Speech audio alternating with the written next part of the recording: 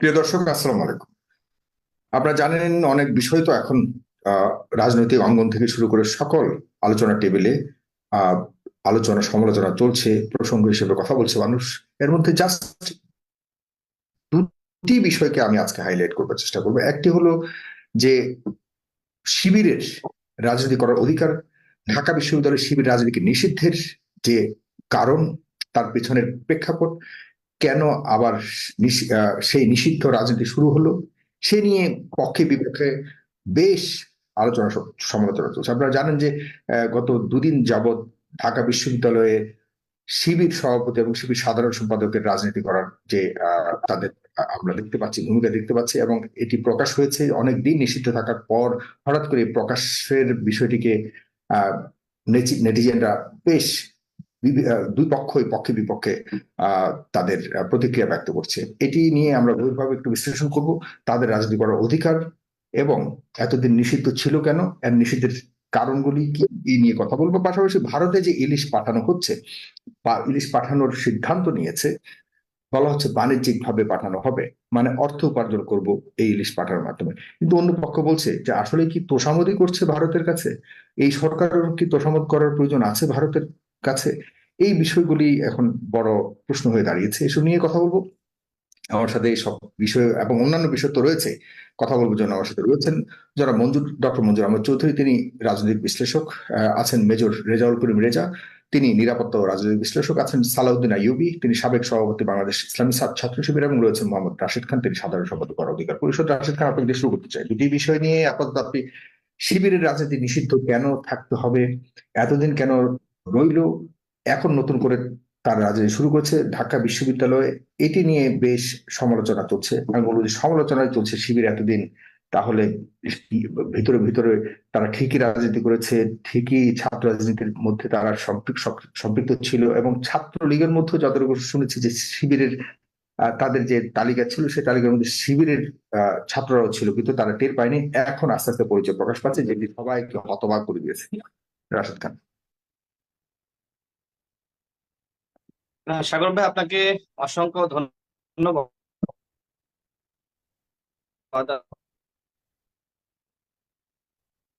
আজকে আপনি দুটি গুরুত্বপূর্ণ ইস্যুতে এই টক শোর আয়োজন করেছেন। আসসালামু আলাইকুম, ভালো আছেন?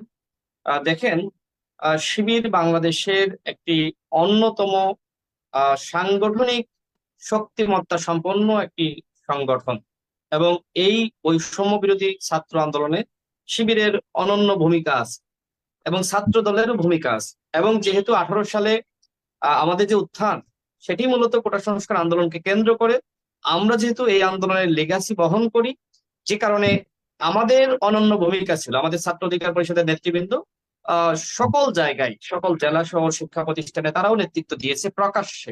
এবং শিবির যেহেতু এক ধরনের বলা যায় যে তারা ফ্যাসিবাদের আমলে ওইভাবে প্রকাশ্য রাজনীতি করতে পারতো না, এবং ছাত্রদল ক্যাম্পাসে পলিটিক্স করতে পারতো না, বা ছাত্র দলের নাম ব্যবহার করে ক্যাম্পাসে ওইভাবে মুভ করতে পারতো না। সেই জায়গায় ছাত্র অধিকার পরিষদ অনেকটা ফ্লেক্সিবল ছিল, তারা প্রকাশ্যে ক্যাম্পাসে কিছুটা সুযোগ পেয়েছে। তো এই জায়গায় ছাত্র অধিকার পরিষদ মূলত প্রকাশ্যে নেতৃত্ব দিতে পেরেছে, কিন্তু শিবির এবং ছাত্রদল তারা আসলে ওইভাবে প্রকাশ্যে আসতে পারেনি। কিন্তু অভ্যন্তরীণ ভাবে বা আলাপ আলোচনার মাধ্যমে তারা ব্যাপকভাবে তাদের যে সাংগঠনিক শক্তি, সেই শক্তির শতভাগ তারা অ্যাপ্লাই করেছে। আমি যদি বলি যে 80%, সেটি ভুল হবে। শিবিরের সাংগঠনিক শক্তির শতভাগ ব্যবহার করা হয়েছে। ছাত্রদেরও একই অবস্থা, অর্থাৎ এই যে আন্দোলন, বৈষম্য বিরোধী আন্দোলন, অনেকে শুধুমাত্র বলছে যে ছাত্র জনতার আন্দোলন, এখানে রাজনৈতিক দলগুলোর অন্তর্ভুক্ত বা তাদের অংশগ্রহণ ছিল না।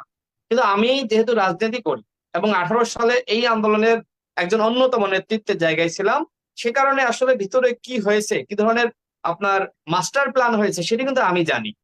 এবং আমি এতটুকু বলতে পারি যে আমরা যেহেতু 18 সালের আন্দোলনটা মূল নেতৃত্ব দিয়েছি, এবং আমাদের যে অবজারভেশন, সেটি হলো যে বাংলাদেশের আর কোনো দ্বিতীয় আন্দোলনে এভাবে বিশ্ববিদ্যালয়ের শিক্ষার্থীরা যুক্ত হয় না, যেটি কোটা সংস্কার আন্দোলনে 18 সালে আমরা দেখেছি যুক্ত হয়েছে, এবং 24 সালেও যুক্ত হয়েছে।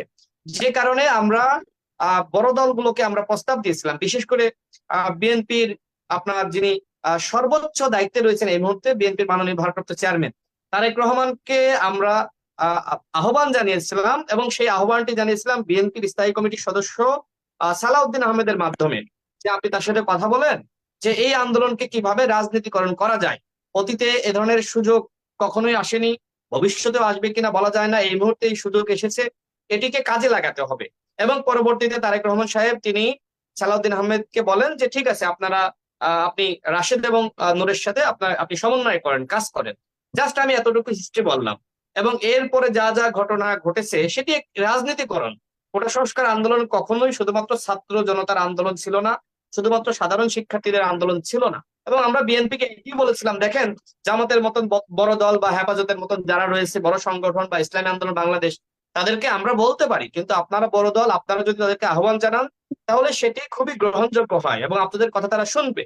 পরবর্তীতে তারা কিন্তু অন্যান্য দলের সাথে সমন্বয় করেছে, জামাতের সাথেও বিএনপি কথা বলেছে, এবং সালাউদ্দিন আহমেদ নিজেই কথা বলেছে, আমি জানি বলে কথাগুলো বলছি। যে আমার কাছে মনে হয় রাশিদ খানের ইন্টারনেট অনেকে এই যে অমক তমক বিভিন্ন জনকে, জি, সাগর ভাই আমার কথা কি শোনা যায় না? আপনার কথা মাঝে মধ্যে কেটে কেটে আসছে, যাই হোক বলুন, এখন শোনা যাচ্ছে, বলুন, কোনো ফোন আচ্ছা, আসলে কেটে দিয়ে সাথে সাথে বলুন। হ্যাঁ, তো আমি যেটি বলছিলাম যে এই আন্দোলনে আসলে কোনো মাস্টার মাইন্ড ছিল না। এই আন্দোলন একটি আহ সাধারণ মানুষের আন্দোলন, রাজনৈতিক দলগুলোর আন্দোলন, আমাদের সবার আন্দোলন ছিল, শিক্ষার্থীদের আন্দোলন। এই আন্দোলনে আপনি যদি মনে করেন, আপনি ধরে নেন যে আন্দোলনে 100 স্টেক হোল্ডার কাজ করেছে, সেক্ষেত্রে শতভাগ সফলতার জন্য যদি 99 জন স্টেক হোল্ডার কাজ করলো আর একজন স্টেক হোল্ডার কাজ করলো না, তাহলে ওই 99% আমরা সফলতা পেলাম। কিন্তু শেখ হাসিনার পতনের জন্য আমাদের দরকার ছিল শতভাগ সফলতা। তার মানে সর্বশেষ যে স্টেক হোল্ডার তারও ভূমিকা রয়েছে।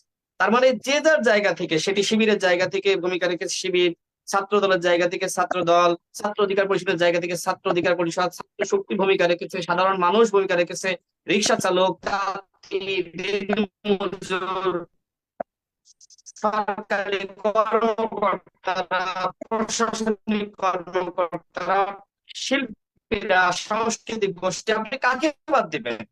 আইনজীবীরা, হ্যাঁ, ঢাকা বিশ্ববিদ্যালয়ের শিক্ষকরা, আপনি কাউকে স্টেক হোল্ডার তার তার সাংগঠনিক সক্ষমতা যেখানে গুরুত্বপূর্ণ ভূমিকা রাখলো। এবং এই কথা কে বলেছে? একজন অন্যতম সমন্বয়ক আব্দুল কাদের। আব্দুল কাদের একটি পোস্ট দিয়েছেন, সেই পোস্ট নিশ্চয়ই আপনি দেখেছেন। সেখানকার পোস্ট লেখাটা আমি একটু সে লিখছে, না, আমার কাছে মনে হয় না আর সম্ভব হচ্ছে আপনার কথা শোনার। রাশিদ খান, আপনাকে অবশ্যই আপনার স্থান পরিবর্তন করতে হবে, অথবা আপনার কানেকশন পরিবর্তন করতে হবে। আপনাকে শুনতে আমার অনেক কষ্ট হচ্ছে। আমার কাছে মনে হয় আপনি আপনার কানেকশন ঠিক করে। আন্দোলনের শুরু রাশিদ খান, আপনার ডিভাইস অনেক সমস্যা দিচ্ছে, জনাব সালুদ্দিন আইয়ুবী।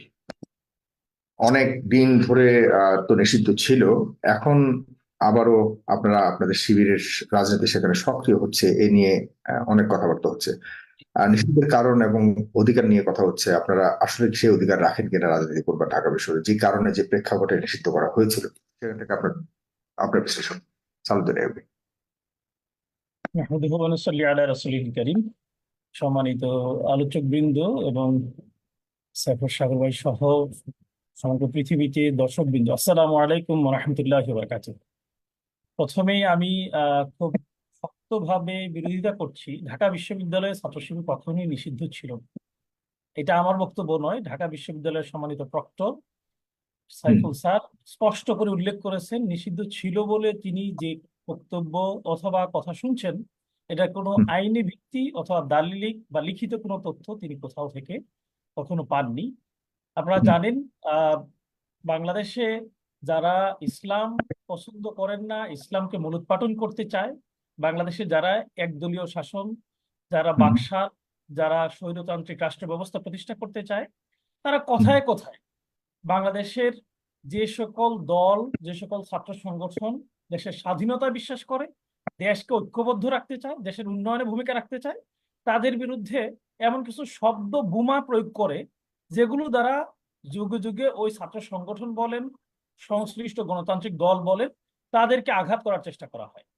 এই যে নিষিদ্ধ এই শব্দটি যখন আমরা দেখেছি, আপনারা মনে থাকার কথা, একজন পুলিশ কর্মকর্তা ছিলেন বিপ্লব। তিনি যখন জামাত ইসলামী গত বছর 10ই সেপ্টেম্বর একটা সমাবেশ করলো ইঞ্জিনিয়ারিং ইনস্টিটিউটে, বড় একটা সমাবেশ করেছিল আপনারা জানেন দীর্ঘদিন পর। সেই হুম, সমাবেশ করার পর সে বিপ্লব বলছে যে নিষিদ্ধ সংগঠন জামাত ইসলামীকে কেন আহ সমাবেশ করতে দেওয়া হলো, এটা আমাদের বোধগম্য নয়। সে একজন সরকারি কর্মকর্তা হয়েও তখন জানতোই না বা জেনেও সে মিথ্যাচার করেছে যে জামাত ইসলামী নিষিদ্ধ। এরকম বিভিন্ন সময় জামাত ইসলামীকে বা ছাত্র শিবিরকে কিছু ব্যক্তি বা গোষ্ঠী উদ্দেশ্য প্রণোদিত ভাবে কোথাও কোথাও নিষিদ্ধ বা বয়কটের শব্দগুলো তারা চয়ন করার চেষ্টা করেছে। আদতে ছাত্র শিবির কখনো নিষিদ্ধ ছিল না।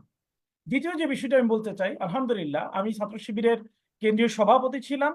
এর আগে আমি খুব কাছে থেকে ঢাকা বিশ্ববিদ্যালয়ের হলে থেকেছি, ঢাকা বিশ্ববিদ্যালয়ের আহ ময়দানে বেরিয়েছি, ছাত্র সংগঠনের জনশক্তি দায়িত্বশীল হিসেবে দেখেছি।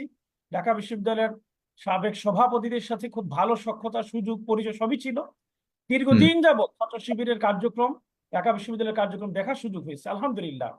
ছাত্র শিবির 1977 সালের 6ই ফেব্রুয়ারি ঢাকা বিশ্ববিদ্যালয়ের কেন্দ্রীয় মসজিদ থেকে যাত্রা শুরু করে। সেই যাত্রা থেকে একদিনের জন্য, 1 মিনিট বা 1 সেকেন্ড বা 1 মুহূর্তের জন্য ঢাকা বিশ্ববিদ্যালয় কখনোই কোনোভাবেই তার কার্যক্রমকে স্থগিত করেনি। বরং হুম, আমি বলবো, যখন তারা বলছে যে ছাত্র শিবিরকে একটা বিশেষ প্রেক্ষিতে কিছু কিছু ছাত্র সংগঠন বা ব্যক্তি নিষিদ্ধ করার কথা বলছে, তখন থেকে আজকে ছাত্র শিবিরের অবস্থান অনেক বেশি সমৃদ্ধ হয়েছে, গ্রহণযোগ্য হয়েছে, সাধারণ ছাত্রদের কাছে অনেক বেশি পছন্দনীয় হয়েছে আমি বলবো। এটা ছাত্র শিবিরের, যদি আপনি বলেন যে কার্যক্রম, ছাত্র শিবিরকে নিয়ে তাদের মিথ্যাচার, বারবার ছাত্র শিবিরকে একটা কাঠগড়ায় দাঁড় করানোর যে প্রক্রিয়া, তার মধ্য দিয়ে অপপ্রচারও একটা প্রচার, কিন্তু আপনারা জানেন এই মুহূর্তে ছাত্র শিবির কিন্তু প্রচারে আসতে চাই নাই। আরেকটা বিষয় আমি ক্লিয়ার করি আপনাদেরকে, সেটা হলো যে ছাত্র শিবির কিন্তু ঘোষণা দিয়ে ঢাকা বিশ্ববিদ্যালয়ে মিছিল করেনি। ছাত্র শিবির ঘোষণা দিয়ে ঢাকা বিশ্ববিদ্যালয়ে হল দখল করেনি। ঘোষণা দিয়ে কোনোভাবেই কোনো ধরনের চাঁদাবাজি, টেন্ডারবাজি এগুলোতে যুক্ত হয়নি। বরং ঢাকা বিশ্ববিদ্যালয়ের প্রশাসন ছাত্র শিবির সহ 10টি ছাত্র সংগঠনের সাথে সংলাপ বা রাজনীতি নিষিদ্ধের বিষয়ে যে সিদ্ধান্তের বিষয়ে মতামত গ্রহণের জন্য ডেকেছিল। ছাত্র শিবির তার ডাকে সাড়া দিয়েছে। আলাদা করে ছাত্র শিবির কোনো সংবাদ সম্মেলন করে বলেনি যে আমরা কিন্তু এখন থেকে আবার ছাত্র সংগঠন হিসেবে ঢাকা বিশ্ববিদ্যালয়ে যাত্রা শুরু করলাম বা কাজ শুরু করলাম, এরকম না। ছাত্র শিবির অতীতের ধারাবাহিকতা যেমন ছিল ঠিক সেরকমই আছে। ঢাকা বিশ্ববিদ্যালয়ের ভিসি ছাত্র শিবির সহ ছাত্র সংগঠনগুলোকে ডেকেছে, ছাত্র শিবির সেই ডাকে সাড়া দিয়েছে এবং ছাত্র শিবিরের সেইখানে ঢাকা বিশ্ববিদ্যালয়ের সংশ্লিষ্ট শাখার সভাপতি সাদিক কায়েম ভাই স্পষ্ট করে বলেছেন যে আমরা সেখানে সভায় অংশগ্রহণ করেছি এবং আমাদের যে মতামত ছাত্র সংগঠনের বা সেখানে রাজনীতি নিষিদ্ধের বিষয়ে যে মতামত, সেটা খুব স্পষ্ট করে আমি সেখানে ব্যক্ত করেছি। সেখানে ছাত্র শিবির একটা সুনির্দিষ্ট প্রস্তাব দিয়েছে যে একটা সংলাপ হতে পারে সকলে মিলে ছাত্র সংগঠনের। আপনারা জানেন একটা তথ্য ইতিমধ্যে না, কিন্তু বেরিয়েছে এখন হঠাৎ করে সোশ্যাল রাজনৈতিক, মিডিয়ায় এখন হঠাৎ বেরিয়েছে করে যে রাজনৈতিক মানে ঢাকা ঢাকা বিশ্ববিদ্যালয়ের সভাপতি, সেক্রেটারি, এগুলো তো আসলে আমরা আনুষ্ঠানিক কখনো এর আগে শুনিনি। এখন কেন এতটা সামনে এটা আসলো? এই এবং বিষয় এই বিষয়টি তারা আসলে আগে কি করেছে? তাদের নাম তো দেখতে পাচ্ছি ছাত্রলীগের মধ্যে সাধারণ সম্পাদক যিনি, তার নাম এখন ছাত্রলীগের তালিকাতে রয়েছে, ছাত্রলীগের কমিটি তালিকায় রয়েছে। জি জি, আমি স্পষ্ট করছি বিষয়টি। সেটা হলো যে আপনারা মিডিয়া জানতে পারবেন যে কেন আপনারা এটাকে সামনে নিয়ে আসছেন। এখন ছাত্র শিবিরের সভাপতি অতীতেও ছিল এবং এখনো আছে। ছাত্র শিবিরের ঢাকা বিশ্ববিদ্যালয়ের শাখা ছিল, সভাপতি ছিল, কমিটি ছিল, সংশ্লিষ্ট সকল কার্যক্রম ছিল। মিডিয়া কেন ছাত্র শিবিরকে তুলে ধরেনি? মিডিয়ার বিষয়। মিডিয়া সবসময় হুম। ছাত্র শিবির নয়, জামাত ইসলামীর। আমি তার মানে গাজীপুর আনুষ্ঠানিকভাবে মহানগরী আমি অফিসিয়ালি বলবো, ছাত্র আমি শিবিরের গাজীপুর কার্যক্রম ছিল মহানগরীর ঢাকা বিশ্ববিদ্যালয়ে আগেই। অফিসিয়ালি ছিল, অফিসিয়ালি খুব স্ট্রং ভাবে ছিল, শুধু খুব স্ট্রং এবং না। ছাত্র শিবির সভাপতি, সাধারণ সম্পাদক, সব পুরো প্যানেল ছিল, কমিটির প্যানেল সবসময় সবটুকু সক্রিয় প্যানেল, ছিল। শুধু শুধু বিশ্ববিদ্যালয় না, বিশ্ববিদ্যালয়ের হল, আশপাশ, department, each and every sector আলহামদুলিল্লাহ সমৃদ্ধ কমিটি ছাত্র শিবিরের যুগ যুগ ধরে ছিল, এখনো আছে আলহামদুলিল্লাহ। সুতরাং এটা নিয়ে কোনো সন্দেহ পোষণ করার কারণ নেই। মিডিয়া নির্লজ্জভাবে এই ব্যাপারে গুলোতে এড়িয়ে যাওয়ার চেষ্টা করেছে, মিথ্যাচার করার চেষ্টা করেছে, কখনো কখনো দায় গুলো দেওয়ার চেষ্টা করেছে। খেয়াল করে দেখেন, শিবিরের ভাইদেরকে বা শিবিরের বিভিন্ন পর্যায়ে জনশক্তিকে মারধর করে যখন বিশ্ববিদ্যালয়ের হলগুলো থেকে হাত পা ভেঙে দেওয়া হতো, কারাগারে নিয়ে যাওয়া হতো, এই মেসেজগুলো আপনারা খুব নির্মম অবস্থায় যখন আবরার ভাইয়ের শাহাদাতের ঘটনা ঘটলো তখন প্রচার করেছেন। কিন্তু ঠিক আবরার ভাইয়ের যে ঘটনা, একই রকম ঘটনা ঘটেছিল ছাত্র শিবিরের সাবেক কেন্দ্রীয় সভাপতি, আমার যিনি কেন্দ্রীয় সভাপতি ছিলেন, আমি যখন সেক্রেটারি জেনারেল ছিলেন তখন, সিরাজুল ইসলাম ভাই, তাকে নির্মমভাবে মারা হয়েছে। তার ছবিগুলো এখন আমার কাছে আছে। কই, আমরা সকল মিডিয়াতে ছবি পাঠিয়েছি, ভিডিও পাঠিয়েছি, এবং কতটা থেকে কতটা পর্যন্ত এই ঘটনা ঘটানো হয়েছে, মিথ্যা মামলা দেওয়া হয়েছে, উনি কোন হাসপাতালে চিকিৎসাধীন আছে, আমরা প্রত্যেকটা তথ্য মিডিয়াকে দিয়েছি। আমি মিডিয়া বিভাগে কাজ করেছি, আমি এখনো জামাত ইসলামী গাজীপুর মহানগরীর প্রচার সেক্রেটারি হিসেবে দায়িত্ব পালন করছি। আমি মিডিয়াতে তথ্যগুলো পাঠিয়েছি। একটা মিডিয়াও সামান্যতম নিউজ, তথ্য, মেসেজগুলো দেওয়ার কোনো প্রয়োজন বোধ করেনি, এই দায়িত্ব পালন করেনি। কেন কিন্তু করেনি? এখন আপনি যে যতটা স্বাভাবিকভাবে বলছেন, জনাব সালাউদ্দিন আইয়ুবী, আপনি বলেছেন অনেকক্ষণ যে এগুলি আসলে প্রোপাগান্ডা অথবা মিডিয়ার তৈরি করা। আমি যদি আপনাকে একটু বলি, আপনাকে মনে করিয়ে দিই। প্রথমত আপনি বলেছেন সবসময় ছিল, এখনো আছে, কিন্তু ছিলটার ব্যাপারে আমরা যদি দেখি যে সাম্প্রতিক কালে তেমন আলোচনায় কিন্তু আমরা দেখি যে শিবিরের সভাপতি আলোচনার বিষয়টি না। আমি হ্যাঁ, ইতিমধ্যেই এটা বলেছি। কেন আপনারা করেননি সে তো এক, আর দুই হলো আপনি জানেন যে সাম্প্রতিককালে ঢাকা বিশ্ববিদ্যালয়ের সমস্ত ছাত্র রাজনীতি বন্ধ করা হয়েছে, নিষিদ্ধ করা হয়েছে। এরপরেও কেন এই মুহূর্তে শিবির নিজেদের পরিচয় প্রকাশ করলো? এক, এটা নিয়ে বিবিসি একটা প্রতিবেদন করেছে। বিবিসি এভাবে শিরোনামটা দিয়েছে যে এমন ভূমিকার ফলে বৈষম্য বিরোধী ছাত্র রাজনীতি তারা একটা অস্বস্তিতে পড়েছে ছাত্র শিবিরের এই কারণে, এই ভূমিকার কারণে। পাশাপাশি রাজনীতি যেভাবে বন্ধ হয়েছিল ছাত্র শিবিরের, সেটিকে যেটা বলেছে আমরাও জানতাম এটি, যে কারণে আমি আপনাকে বলেছি যে নিষিদ্ধ ছিল 90-এর গণ অভ্যুত্থানের পর। আপনি জানেন যে মোটামুটি ছাত্র শিবির থেকে শুরু করে জাতীয় ছাত্র সমাজের রাজনীতিও নিষিদ্ধ করা হয়েছিল। ঠিক আছে, তার প্রেক্ষিতে এখনো পর্যন্ত আনুষ্ঠানিকভাবে ছাত্র শিবির রাজনীতি শুরু করেনি, সেই 80-র দশকের স্বৈরাচার আন্দোলনের পর। এখন আবার আপনারা শুরু করেন সেই জায়গাতেই প্রশ্নটা, তখন যেহেতু নিষিদ্ধ করা হয়েছে এরপর থেকে আপনারা মোটামুটি চুপচাপ ছিলেন, এখন আবার সরব হয়েছে। ঐতিহাসিক প্রেক্ষাপটটা বলছি ছোট্ট সাগর করে। ভাই, আমি আপনাকে একটু কি বলবো, এডিট দিব আর কি, বা সংশোধনের জন্য বলবো। যে বিবিসির তথ্য আপনি এখানে উপস্থাপন করলেন, সেইখানেই কিন্তু ঢাকা বিশ্ববিদ্যালয়ের প্রক্টর স্পষ্টভাবে বলেছে ঢাকা বিশ্ববিদ্যালয়ের ছাত্র শিবির কখনো নিষিদ্ধ ছিল। এই ব্যাপারে তার কাছে কোনো দলিল, লিখিত বক্তব্য, কোনো মেসেজ সে কোনো জায়গা থেকে পায়নি। সুতরাং আপনার এটাও উল্লেখ না, করা দরকার ছিল। তখন তার দলিলে হয়নি, তখন একটা নৈতিক সিদ্ধান্ত নিয়েছিল সে না, সময়। এটা এটা ঢাকা বিশ্ববিদ্যালয়, এটা কিন্তু আমার পাড়ার মহল্লার কোনো বিচার না, যে সালিশ না, যে এটা মুখে মুখে সিদ্ধান্ত হয়ে গেছে। আপনি এত বড় একটা সিদ্ধান্ত নিয়ে নেবেন, এই সিদ্ধান্তে আপনি কে বলেছে আর কারা বলেছে সেইটা এখন এসে শুনে বিচার করে একটা ছাত্র সংগঠনকে নিষিদ্ধ বলে বলবেন, এটা একটা অন্যায়, এটা একটা অবিচার। কই, কখনো তো ছাত্র সমাজের কথা আপনারা এইভাবে কোথাও বলেননি। কেন ছাত্র শিবিরকে বলছেন? কারণ ছাত্র শিবিরের বললে একটা বিশেষ আলোচনার সুযোগ পাওয়া যায়। এই সুযোগটাকে কাজে লাগিয়ে আমি বলবো, হলগুলোতে চাঁদাবাজি, ক্যাম্পাসের টেন্ডারবাজি, এগুলোতে খুব সহজেই ছাত্র রাজনীতিকে কাজে লাগানো যায়। এর বাইরে যে একটা ছাত্র সংগঠন, ছাত্রদের অধিকার আদায়ের জন্য, ছাত্রদের স্বার্থে কিছু ছাত্র সংগঠন কাজ করে, ছাত্র শিবির যে সেইখানে সবসময় ভূমিকা রেখেছে বা রাখছে, এই ব্যাপারটি সকলের কাছে বেশ স্পষ্ট ছিল। আপনি সাধারণ ছাত্রদেরকে জিজ্ঞেস করুন। আর আপনি বলছেন যে একটা সময়ে এসে আমরা আমাদের নিজেদেরকে জানান দেওয়ার চেষ্টা করছি। জানান বিষয়টা দেওয়ার আসলে চেষ্টা করছিলেন, এবং যখন নিষিদ্ধ করা হয়েছে তখন আবার আপনারা জাগ্রত হচ্ছে কেন? কোনোভাবেই এরকম নয়। নিষিদ্ধ করা হয়েছে, আপনি কিভাবে বুঝলেন যে মানে নিষিদ্ধ করা হয়েছে? ঢাকা বিশ্ববিদ্যালয় আমি সমস্ত রাজনীতি নিষিদ্ধ করা হয়েছে, আমি সেটা আপনার বলছি। এই তথ্যটিও ভুল। আপনার এই তথ্যটিও ভুল। ইতিমধ্যে ঢাকা বিশ্ববিদ্যালয়ের জরুরি সিন্ডিকেট সভায় নিষিদ্ধের ব্যাপারে তারা একটা চিন্তা করেছে, এ ব্যাপারে কোনো প্রজ্ঞাপন তারা জারি করেনি। নিষিদ্ধ করা যায় কিনা সে ব্যাপারে আরো ভালো করে মতামত নেওয়ার জন্য ছাত্র সংগঠনগুলোকে তারা রেখেছে। এটা নিয়ে তারা সিদ্ধান্ত নেয়ার ব্যাপারে এখনো কোনো আনুষ্ঠানিক প্রজ্ঞাপন বা বিজ্ঞপ্তি জারি করেনি। সুতরাং সিদ্ধান্ত হতেও পারে, সিদ্ধান্ত নাও হতে পারে। নিয়েছে, সিদ্ধান্ত নেওয়া হয়েছে এরকম খবর বেরিয়েছে। এখন আমি কোনোভাবেই নয়। আমি তো পত্রিকার কথাই বলছি, এরকম সিদ্ধান্ত হয়েছে সিন্ডিকেট মিটিং এ। তাহলে জি, নিষিদ্ধের হ্যাঁ, সিদ্ধান্ত হয়েছে, কিন্তু নিষিদ্ধ হয়েছে এটা বলতে পারেন না। নিষিদ্ধ প্রজ্ঞাপন জারি করা হয়নি, কিন্তু সিদ্ধান্ত হয়েছে। প্রজ্ঞাপন জারি করেনি। সুতরাং আপনি হ্যাঁ, এটাকে বলতে পারেন না। নিষিদ্ধ হয়েছে বলে যে কথা বলছে এটা সঠিক তাহলে না, এক। বৈষম্য বিরোধী ছাত্র নেতারা কেন সাগর অসুস্থ? ভাই, আমি একটু দুই ক্লিয়ার নম্বর আমি করি। বলছি, আমার সাগর ভাই, প্রশ্নের উত্তরটা শেষ দিয়ে করে দিই। আসছি, উত্তরটা দিয়ে দিই। এক্ষুনি আসছি। হ্যাঁ, কেন আমরা এখন আসলাম, প্রশ্নের উত্তরটা দিয়ে দিই। আমি বলছি যে ঢাকা বিশ্ববিদ্যালয়ে ভিসি ছাত্র শিবির সহ 10টি ছাত্র সংগঠনকে দেখেছেন, তাহলে যদি নিষিদ্ধই হয়ে থাকে তাহলে ছাত্র সংগঠনগুলোকে কেন ডাকবেন? এবং ডাকার ফলে ছাত্র শিবিরের সভাপতিকে সেখানে পরিচয় দিয়েছেন, কথা হয়েছে।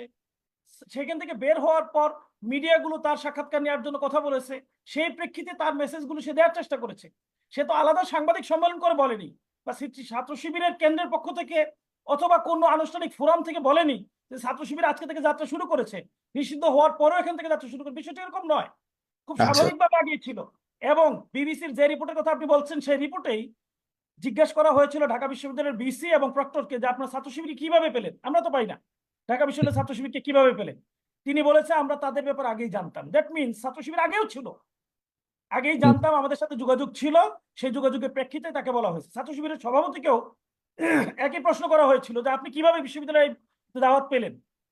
সেখানেও তাকে বলা তিনিও বলেছেন যে ঢাকা বিশ্ববিদ্যালয়ের সংশ্লিষ্ট কর্তৃপক্ষের সাথে ছাত্র শিবিরের প্রতিনিধি হিসেবে আমাদের সাথে যোগাযোগ ছিল। আপনারা জানেন কিছুদিন আগে ঠিকানায় একজন একজন উপস্থাপক আমাদের সম্মানিত আমির জামাতকে জিজ্ঞাসা করেছেন যে আপনারা তো একদম আউট অফ সিন ছিলেন, যোগাযোগ ছিল না, সেই সময় সেনাপ্রধান আপনাকে কিভাবে পেয়েছেন? তাহলে তিনি বুঝছেন যে সেনাপ্রধানই তাকে খুঁজে বের করেছে। এবং সত্যি আমির জামাতকে তখন সেনাপ্রধান বিশেষভাবে যোগাযোগ করে তার আত্মীয়ের মাধ্যমে তাকে খুঁজে বের করে নিয়ে এসেছেন। এবং রাজনৈতিক দল হিসেবে সকল দলের সাথে নিষিদ্ধ থাকা সত্ত্বেও, আপনারা তো ঢাকা বিশ্ববিদ্যালয়ের নিষিদ্ধ কথা বলছেন, তো এখানে আসলে নিষিদ্ধ ছিল না, কিন্তু জামাত ইসলামী অফিসিয়ালি নিষিদ্ধ ছিল। এরপরে কিন্তু তাদেরকে ডাকা হয়েছে এবং সেখানে এসেছে, এসে কি পরিচয় দেয়নি? সেনা প্রধান যখন বলা হয়েছে, সাংবাদিকের প্রশ্ন করেছে যে আপনাদের কোন কোন রাজনৈতিক দল ছিল, এক নম্বরে বলেছে জামাত ইসলামীর কথা। কই, সেখানে তো বলেনি নিষিদ্ধ সংগঠন জামাত ইসলামীকে এখানে নিয়ে এসেছি। এখন যে সিচুয়েশন বাংলাদেশে রয়েছে, অতীতের ফেসিবাদের যত সিদ্ধান্ত, যত বৈঠক, যত প্রজ্ঞাপন, যত আদেশ, যত নির্দেশ, এই কোনো কিছুই আসলে সত্যের উপর, নৈতিকতার উপর, ভিত্তির উপর ছিল না। সুতরাং এগুলোকে রেফারেন্স হিসেবে ব্যবহার করা সংশ্লিষ্ট কর্তৃপক্ষ, ব্যক্তি বা সংগঠনের উপর এক ধরনের অন্যায় আরোপ বা চাপিয়ে দেওয়ার একটা বড় ধরনের অপরাধ আমি বলবো, এটা একটা মিথ্যাচারও বলবো, এটা বলা যায়। সুতরাং যে আর দুটো পয়েন্ট আছে, শিবিরকে আর দুটো পয়েন্টস নতুন আছে, করে আবার তুলে ধরতে হচ্ছে এরকম না।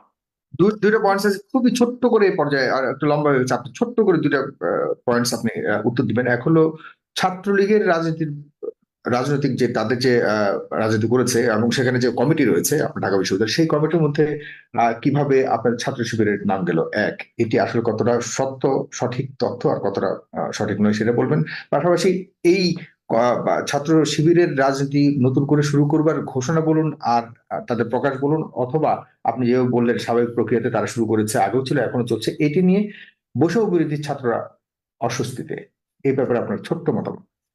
আচ্ছা, আমি শুরুতেই দ্বিতীয় প্রশ্নটির উত্তর দেই। আপনারা জেনে থাকবেন যে বৈষম্যবিরোধী ছাত্রদের শীর্ষ প্রতিনিধি হিসেবে সার্জিস, হাসনাত আব্দুল্লাহ এবং দুইজন উপদেষ্টা রয়েছেন।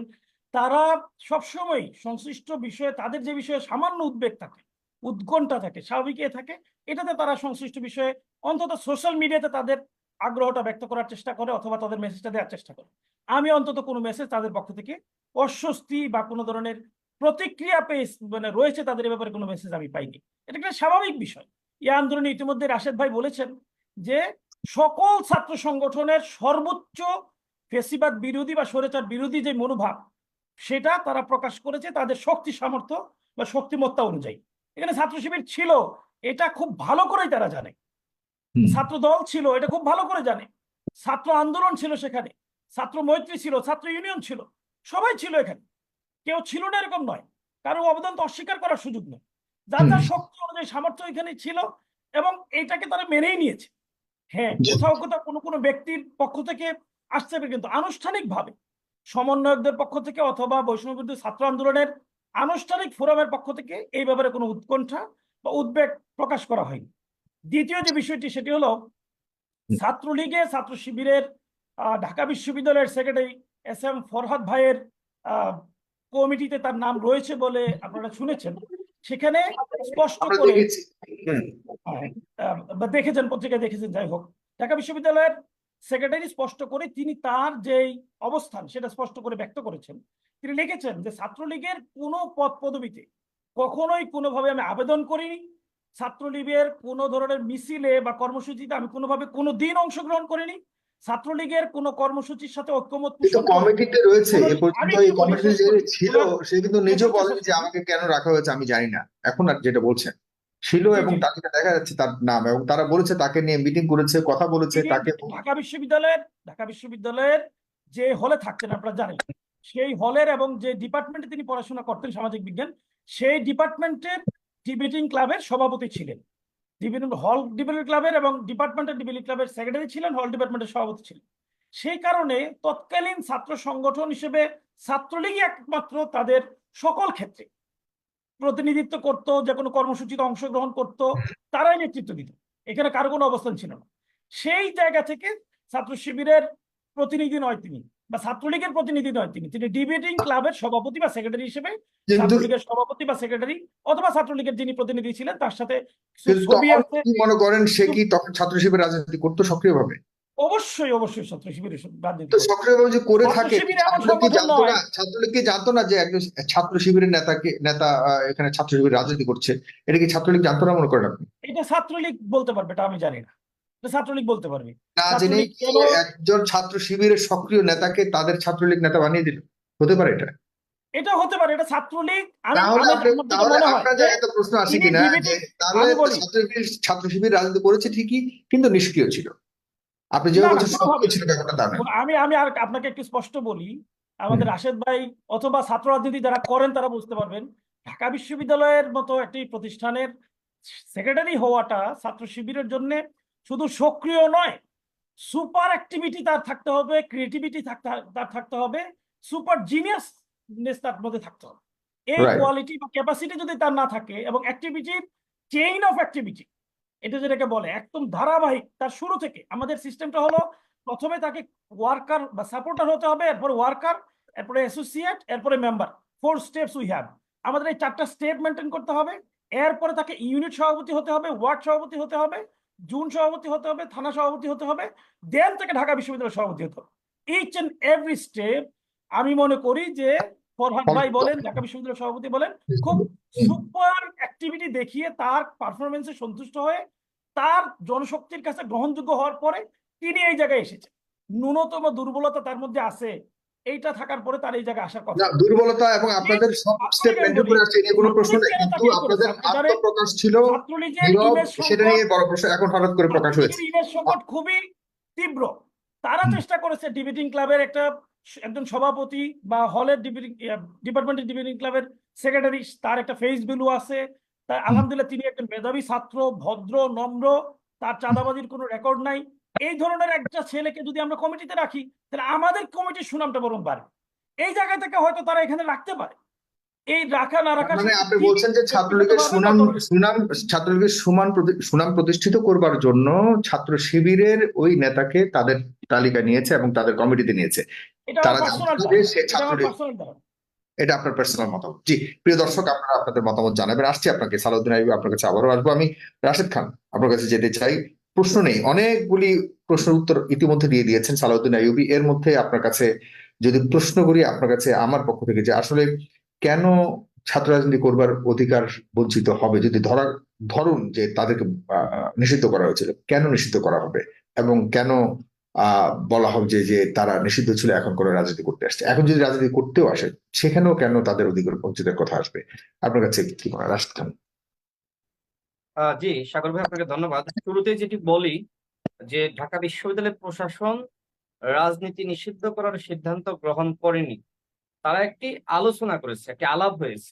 যেহেতু সাধারণ শিক্ষার্থীদের কেউ কেউ ছাত্র রাজনীতি নিষিদ্ধ করা হোক এই দাবি করেছে, এবং কতিপয় শিক্ষার্থী রাজু ভাস্কর্যের সামনে তারা কর্মসূচি পালন করেছে, এবং তারা এক ধরনের হুমকি দিয়েছে যে যতক্ষণ না পর্যন্ত ছাত্র রাজনীতি নিষিদ্ধ হবে আমরা ক্লাস পরীক্ষায় ফিরবো না। এটি বিশ্ববিদ্যালয়ের প্রশাসনের কাছে তথ্য গিয়েছে। সেই তথ্যের ভিত্তিতে তারা একটি আলোচনা করেছে যে কি করা দরকার। মূলত নিষিদ্ধের আলাপটা হয়েছে, সিদ্ধান্ত গ্রহণ করা হয়নি। সেখানে আলোচনা হয়েছে, সেখানে কোনো ধরনের সিদ্ধান্ত গ্রহণ করা হয়নি, এবং বিশ্ববিদ্যালয় প্রশাসন কোনোভাবেই রাজনীতি নিষিদ্ধ করার সিদ্ধান্ত নিতে পারে না, সেই এখতিয়ার তাদের নাই। বিশ্ববিদ্যালয় প্রশাসন কেন রাজনীতি নিষিদ্ধ করবে? বরং তারা যেটি মতামত দিতে পারে বা আলোচনা করতে পারে, বা যারা স্টেক হোল্ডার রয়েছে তাদের সাথে আলোচনা করতে পারে যে আমাদের এই মুহূর্তে করণীয় কি। অনেকে দাবি করছে রাজনীতি নিষিদ্ধ করা।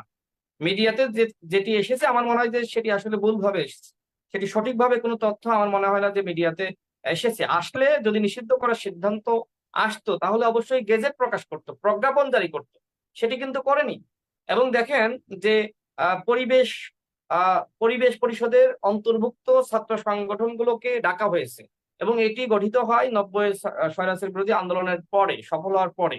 এবং ওই সময় আমি যেটি শুনছি, তো ওই সময় আপনার এরশাদের যে ছাত্র সংগঠন, জাতীয় ছাত্র সমাজ এবং ছাত্র শিবির, তাদের রাজনীতি নিষিদ্ধ করার একটি আলাপ সেই সময় হয়েছিল। ওই সময়ে কিন্তু আসলে প্রজ্ঞাপনটা জারি করে নাই। এই কারণেই বিশ্ববিদ্যালয় প্রশাসনের হাতে কোনো গেজেট নাই, কোনো তথ্য নাই, যে কারণে তারা সেই কথাটি ইতিমধ্যে বলেছে। প্রক্টর স্যার বলেছে যে আমাদের কাছে কোনো ডকুমেন্টস নাই। আজ থেকে অনেক বছর আগের কথা। সেই সময় কি আলোচনা হয়েছিল, কোন প্রেক্ষাপটে আলোচনা হয়েছিল, সেটাকে আমরা এই মুহূর্তে কখনোই প্রাসঙ্গিক মনে করতে পারি না। কারণ পরিবেশ পরিষদ এটি কি? এটি তো একটি ভুইফল সংগঠন। এখানে আওয়ামী লীগ আছে, ছাত্রলীগ আছে, এখানে ছাত্রলীগের দোসরদের সংগঠন রয়েছে। বিশ্ববিদ্যালয় প্রশাসন তো একটি ভুল করেছে। ছাত্র অধিকার পরিষদ 2018 সালে আমাদের যে উত্থান, ছাত্র অধিকার পরিষদের মাধ্যমে যে গণ অভ্যুত্থান রচিত হয়েছে, এই গণ অভ্যুত্থানের বীজ তো আমরা 18 সালে বপন করেছি। 24 সালে আমাদের সভাপতি নূরকে গ্রেপ্তার করা হয়েছে, আমাদের বিনয়নুল্লাহকে র‍্যাব তুলে নিয়ে গিয়েছে, আমাদের আবু হানিফকে তুলে নিয়ে গিয়েছে, আমাদের 11 জন আমাদের 12 ভাই শহীদ হয়েছে।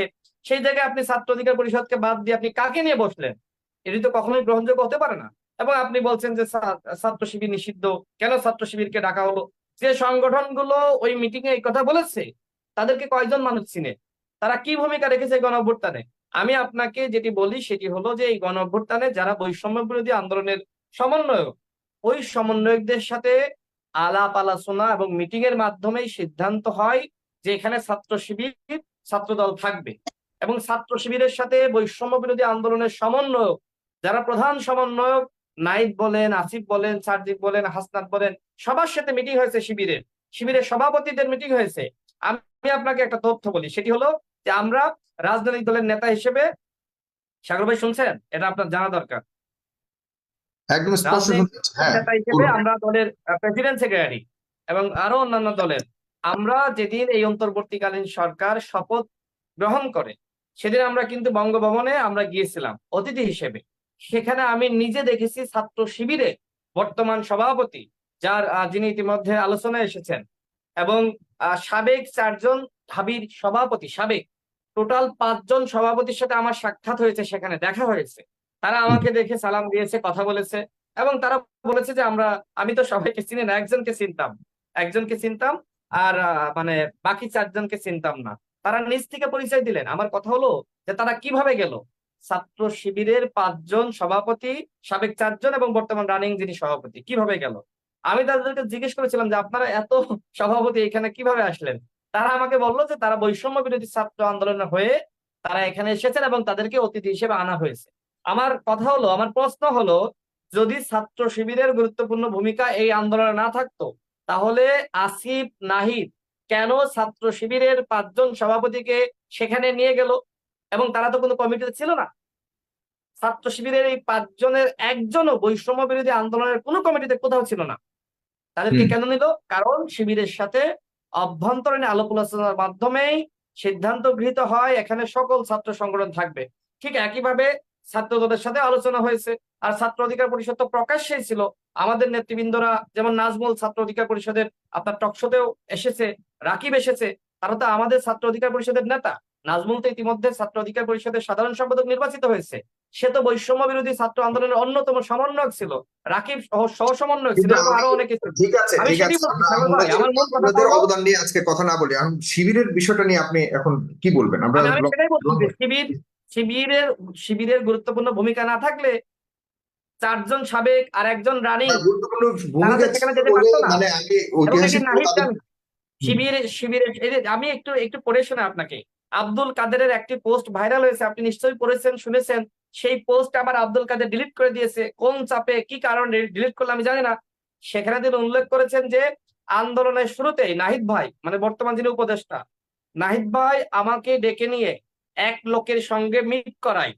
পরবর্তীতে আন্দোলনের পারপাসে একাধিকবার ওই লোকের সাথে যোগাযোগ হয়।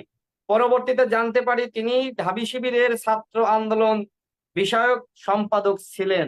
মানে কি, নাহিদ ভাই যোগাযোগ করিয়ে দিয়েছে, যেহেতু নাহিদ মূল নেতৃত্বে, সে তো শিবিরের একজন নেতার সাথে যোগাযোগ করলে এটি বাইরে চলে গেলে তার ক্ষতি হবে, আন্দোলনের ক্ষতি হবে।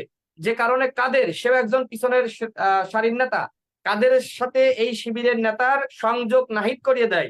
এবং এই লেখা কিন্তু আব্দুল কাদের, যে 9 দফা যিনি মানুষের সামনে এনেছেন, খুদে বার্তার মাধ্যমে মিডিয়ার কাছে পৌঁছে দিয়েছেন, সেই কাদেরের কথা আমি বলছি। সেই কাদেরের সাথে শিবিরের একজন নেতাকে নাহিদ সাক্ষাৎ করিয়ে দেয় এবং আন্দোলনের স্বার্থে বিভিন্ন সময় ওই নেতার সাথে কাদেরের দেখা সাক্ষাৎ হয়েছে। আমি জাস্ট এতটুকু বলি, ছাত্র শিবির এই আন্দোলনে আর্থিকভাবে, সাংগঠনিকভাবে বৈষম্য বিরোধী ছাত্র আন্দোলনের নেতাদেরকে সহযোগিতা করেছে। এটা ট্রু, এটা মানতে হবে। বরং এখন যারা শিবিরের রাজনীতি নিষিদ্ধের দাবি তুলছে, তাদের একটু ভূমিকা নেই বৈষম্য বিরোধী ছাত্র আন্দোলনে, তাদের ভূমিকা নাই। যে কারণে এখন তারা বিভাজনের রাজনীতিকে সামনে এনেছে। শিবিরের মতন একটি সংগঠন, হ্যাঁ, যাদের শিবিরের একজন নেতার বিরুদ্ধে আপনি ধর্ষণের অভিযোগ আনতে পারবেন, আপনি দুর্নীতির অভিযোগ আনতে পারবেন, আপনি ছাত্র দল বলেন বা ছাত্রলীগ বলেন, অন্য অন্য সংগঠনগুলো বলেন, কিন্তু শিবিরের একজন নেতার বিরুদ্ধে অভিযোগ আপনি ফেজদা বিপুল, আপনার এইখানে আপনি তো ফটো কার্ড আপনি তো প্রায় আপনার এখানে আমরা দেখি, আমরা তো দেখি না আপনি।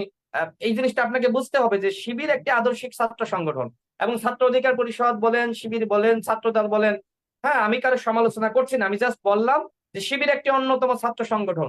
এই সংগঠনকে যদি রাজনীতি থেকে নিষিদ্ধ করা হয়, সেটি আমি মনে করি অপরাধ হবে। এবং এখন যে প্রশাসনে যারা দায়িত্বে রয়েছে, তারা কারা? তারাও তো রাজনীতি করার মাধ্যমে এই পুরস্কার পেয়েছে।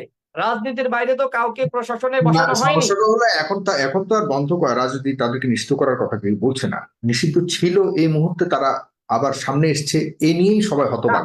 আমি বলেছি একটা আলাপ ছিল, নিষিদ্ধ ছিল না। ছাত্র শিবিরের রাজনীতি কখনোই নিষিদ্ধ ছিল না, একটা আলাপ নতুন ছিল। করে বলা হচ্ছে, নতুন করে বলা হচ্ছে, বা আই মিন এখন যে ন্যারেটিভটা দিয়েছেন জনাব সালাউদ্দিন আইয়ুবী, আমরা স্পষ্ট হলাম, কিন্তু সবার কাছে নিষিদ্ধ ছিল এমন একটা মেসেজ আছে, এমন একটা এটি আসলে এক ধরনের ছিল প্রপাগান্ডা। দেখেন, যে বাংলাদেশে একটি পক্ষ রয়েছে যারা নিজেদেরকে প্রগতিশীল দাবি করে, যারা নিজেদেরকে মনে করে যে আমরা গণতান্ত্রিক চেতনায় আমরা উদ্ভাসিত। সেই প্রগতিশীল পক্ষ এখন বলছে এরা মৌলবাদী, এদেরকে রাজনীতিতে রাখা যাবে না। আরে ভাই, শেখ হাসিনার পতনে মৌলবাদীরা, যাদেরকে আপনি মৌলবাদী বলছেন, এরা সব থেকে বড় ভূমিকা রেখেছে। আপনার কোনো ভূমিকা নাই, আপনি লুকিয়েছিলেন, পালিয়েছিলেন, কোনো পলিসি মেকিং এ ছিলেন না, আপনার সাংগঠনিক সক্ষমতা নাই এই দানবকে সরানোর। শিবিরের রয়েছে, জামাতের রয়েছে, গণ অধিকার পরিষদের রয়েছে, বিএনপির রয়েছে, অন্যান্য দলের রয়েছে, ইসলামপন্থী দলগুলো। সুতরাং এখন যদি আপনি ওই প্রগতিশীল সেজে আপনি বলেন ওরা মৌলবাদী, ওরা রাজনীতি করতে পারবে না, তো শেখ হাসিনার পতনের সময় আপনি কোথায় ছিলেন? আপনি তো শেখ হাসিনার সাথেই ছিলেন, আপনি আন্দোলনের জনগণের সাথে ছিলেন না। আর এখন এসে আপনি শিবিরের রাজনীতি নিষিদ্ধ চান, ছাত্র রাজনীতি নিষিদ্ধ চান। আপনি দেখেন, আমি শেষ করবো সাগর ভাই, ছাত্র রাজনীতি নিষিদ্ধ কারা চায়? যারা ছাত্রলীগ, যারা ছাত্রলীগ। এই যে শহীদুল্লাহ হলে একজন ভবঘুরে বলেন, মানসিক ভারসাম্যহীন শিক্ষার্থী, মানসিক ভারসাম্যহীন ছাত্রলীগের নেতা বলেন, তাকে যে পিটিয়ে হত্যা করলো, 6 জনকে গ্রেপ্তার করেছে, তার ভিতরে 5 জন ছাত্রলীগের নেতা। তারা নিজেদেরকে দাবি করছিল আমরা ছাত্রলীগ থেকে পদত্যাগ করেছি, আমরা সাধারণ শিক্ষার্থী। এই দাবি করে তারা কি বলছিল যে এখন আর ঢাকা বিশ্ববিদ্যালয় ক্যাম্পাসে বা বাংলাদেশের ছাত্র রাজনীতি থাকবে না। তারা কেন দাবি করছে? যেহেতু ছাত্রলীগ এখন আর প্রকাশ্যে রাজনীতি করতে পারবে না, তারা গণহত্যার সাথে জড়িত, সেই জায়গায় ছাত্রলীগ যেহেতু রাজনীতি করতে পারবে না, এক্ষেত্রে শিবির, ছাত্র অধিকার পরিষদ বলেন, ছাত্র শক্তি বলেন, ছাত্র দল বলেন, তারাও যাতে রাজনীতি না না করতে পারে, এই ধরনের একটি চক্রান্ত শুরু হয়েছে। মানে বিষয়টা হলো যে আমার লেজ কাটা গেছে, বাকি শিয়ালগুলোরও লেজ কাটতে হবে, বিষয়টা আসলে এইরকম। সুতরাং শিবিরের রাজনীতি নিষিদ্ধ করা বাংলাদেশের জনগণ গ্রহণ করবে না, ছাত্র রাজনীতি নিষিদ্ধ করা বাংলাদেশের জনগণ গ্রহণ করবে না। এটি একটি চক্রান্ত। আজকে আপনি ছাত্র রাজনীতি নিষিদ্ধ করবেন, এটি রাজনীতিকে আপনার বিরাজনীতিকরণ করার একটি চক্রান্ত। আগামীকাল আপনার দাবি আসবে যে জাতীয় রাজনীতি নিষিদ্ধ করে দাও।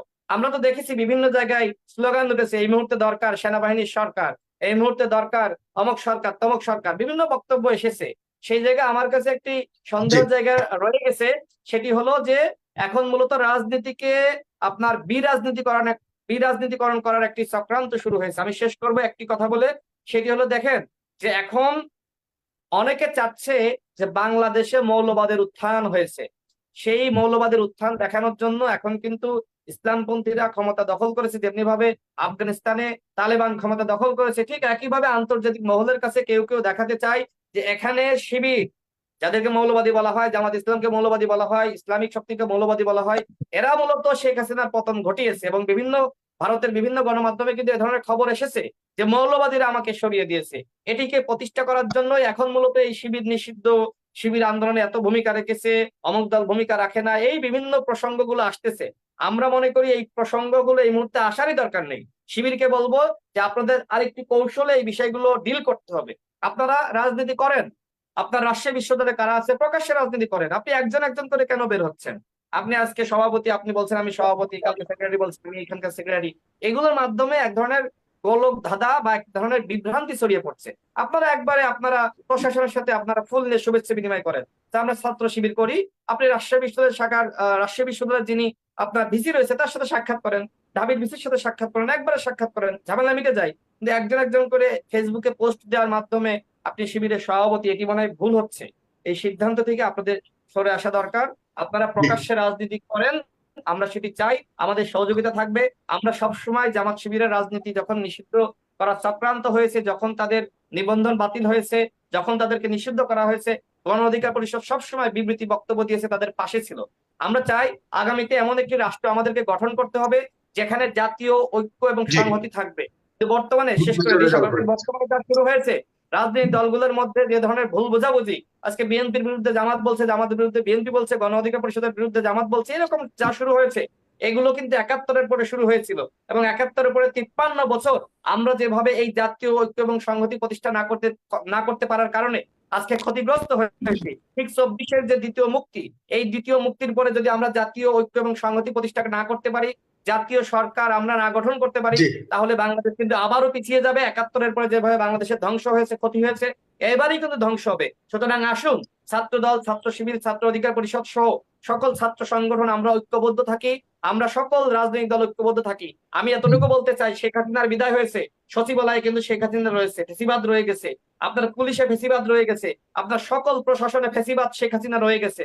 সুতরাং শেখ হাসিনা চলে গেছে, আনন্দে আত্মহারা হয়ে আমরা এখন নিজেরা কামড়া কামড়ি করব, ক্ষমতার ভাগাভাগি করব, এই সময় কিন্তু এখনো আসে নাই। আপনাকে ধন্যবাদ। ধন্যবাদ। মেজর রেজাউল করিম রেজা, প্লিজ আপনার। সাগর ভাই, আসসালামু আলাইকুম ওয়া রাহমাতুল্লাহ ওয়া বারাকাতুহু, এবং সকল দর্শক সবাইকে ও আমার সালাম, শুভেচ্ছা। আমি এতক্ষণ আমার বিশ্ববিদ্যালয়ের ছোট ভাই রাশেদের বক্তব্য খুব মনোযোগ দিয়ে শুনছিলাম। রাশেদ অনেকগুলো কথা, আমার অনেকগুলো মনের কথা বলে ফেলছে। খুবই চমৎকার বক্তব্য দিয়েছে রাশেদ। তবে এই চমৎকার বক্তব্যের সাথে আমার একটু কনফিউজড হয়ে গিয়েছিলাম যে রাশেদ কি মানে ওই জামাত ইসলাম বা শিবিরের ব্র্যান্ড অ্যাম্বাসেডর কিনা। জামাত ভাই ইসলাম এখানে এবং কিন্তু শিবির, আজকের যে আলোচনার বিষয়বস্তু সেটি কিন্তু শিবিরকে নিয়ে, এখানে কিন্তু অন্য বিষয় নিয়ে না। সুতরাং আমি আমার যে নেগেটিভলি বলছি। কথাগুলো থাকবে সেগুলো কিন্তু শিবির রিলেটেড, জামাত রিলেটেড। যদি অন্য কোনো বিষয় এখানে আলোচনা হতো তাহলে কিন্তু আমি ওই বিষয়গুলো আনতাম। আমি এখানে কিন্তু না, জাতীয় ঐক্য, সংহতি, সকল দলের এক থাকা দরকার, ছাত্র অধিকার পরিষদের ভূমিকা, ছাত্র দলের ভূমিকা, সবার ভূমিকা কিন্তু আমি তুলে ধরেছি।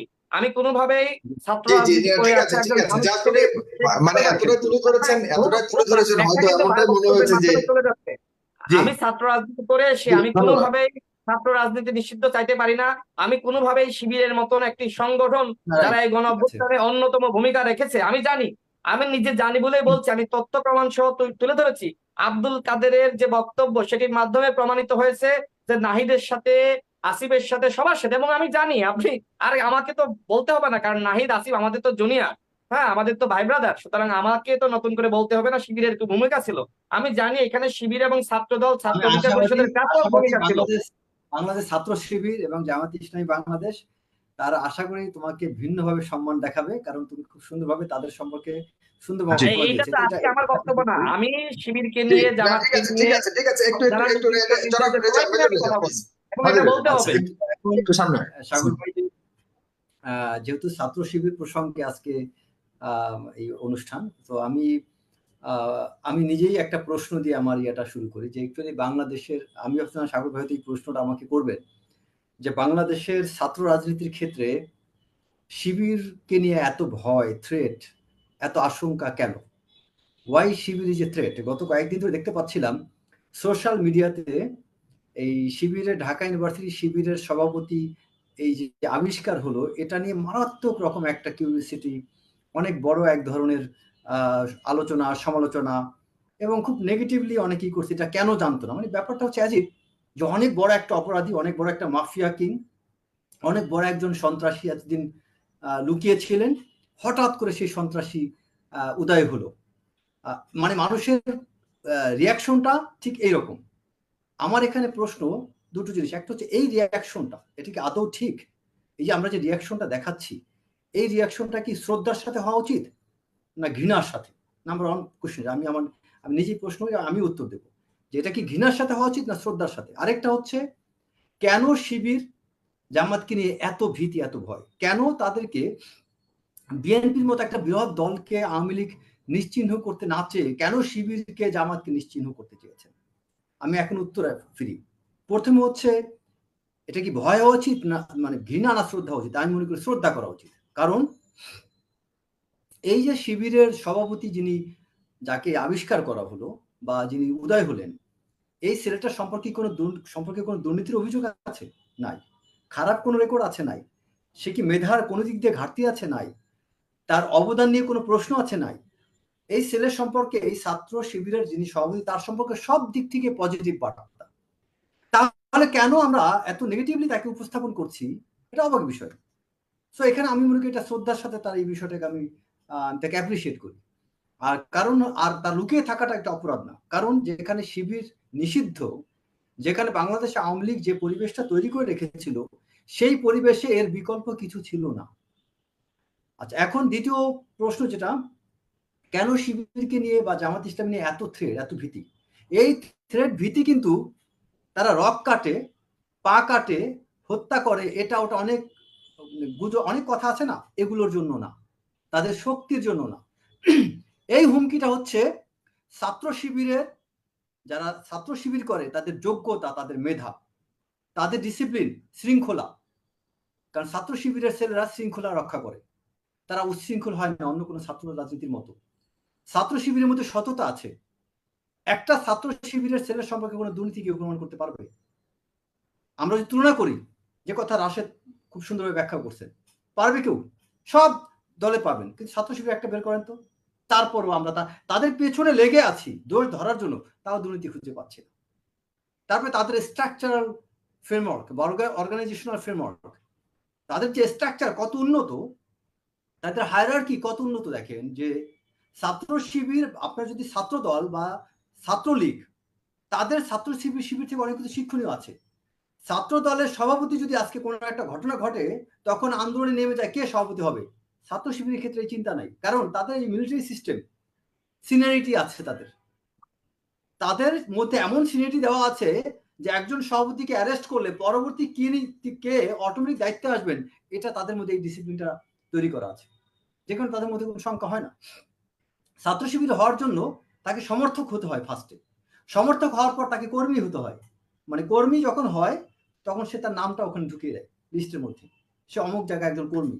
কর্মী পরে সে সাথী হয়, সাথী হওয়ার পরে, এবং সাথী যখন হয় তাকে তখন কিছু চর্চা, কিছু বিষয় অনুশীলন করতে হয়, যেমন পড়াশোনা, তাকে কিছু নিয়ম কানুন মেনে চলতে হয়। আপনি দেখেন এটা কোন ছাত্র রাজনীতি এটা আছে? নাম ঢুকাচ্ছে, হয়তো একটা দুটো মার্ডার করতে পারে, সাহসী, তাকে আপনি লিস্টে ঢুকে নিচ্ছেন। কিন্তু ছাত্র শিবিরের ক্ষেত্রে আপনার যে ক্রাইটেরিয়া দেওয়া আছে, সেই ক্রাইটেরিয়া আপনি ফলো করার পরে আপনি সাথী হতে পারেন। তারপরে সদস্য হওয়ার ক্ষেত্রে বা আরো পরবর্তী পদ, সদস্য বা রোকন পরবর্তী পদগুলো পাওয়ার ক্ষেত্রে তাদেরকে কিন্তু অনেক স্টাডি করতে হয়, গবেষণা করতে হয়। তাকে আমি যেমন একটা জিনিস জানি যে এদের ফজরের নামাজ পড়ে যে কোরআন তোলাতে একটু কোরআনের অর্থ পড়তে হবে, এরকম নিয়ম আছে। আমি যেহেতু শিবির জামাত ইসলাম করি না, বাট আমি যদি ভুল বলে থাকি, আমার এখানে শিবিরের যে এক সাবেক সভাপতি আছে, আপনি আমার ভুল ধরিয়ে দিবেন। আমার থেকে বড় ব্র্যান্ড অ্যাম্বাসেডর হয়ে গেলেন। হ্যাঁ, না আমি ফ্যাক্ট বলছি। আমি আসলে এটা নিয়ে আমি সত্যি কথা যদি যাই, ঠিক আছে, ডেফিনেটলি এই কারণে তো মানে হয়তো তাদের একটা জায়গা আছে। আমি জাস্ট অল্প একটু কথা দিয়ে শেষ করব। তাদের মধ্যে আপনার এই হায়ারার্কিটা আছে। তারপরে দেখেন তাদের মধ্যে পারস্পরিক শ্রদ্ধাবোধ। আপনি ছাত্রলীগের একটা ছেলে আহত হলে আরেকজন পালায়, আর ওদের মধ্যে কেউ আহত হলে সে তাকে শুধু হসপিটালে নেয় না, তার পরিবারের খোঁজ খবর নেয়।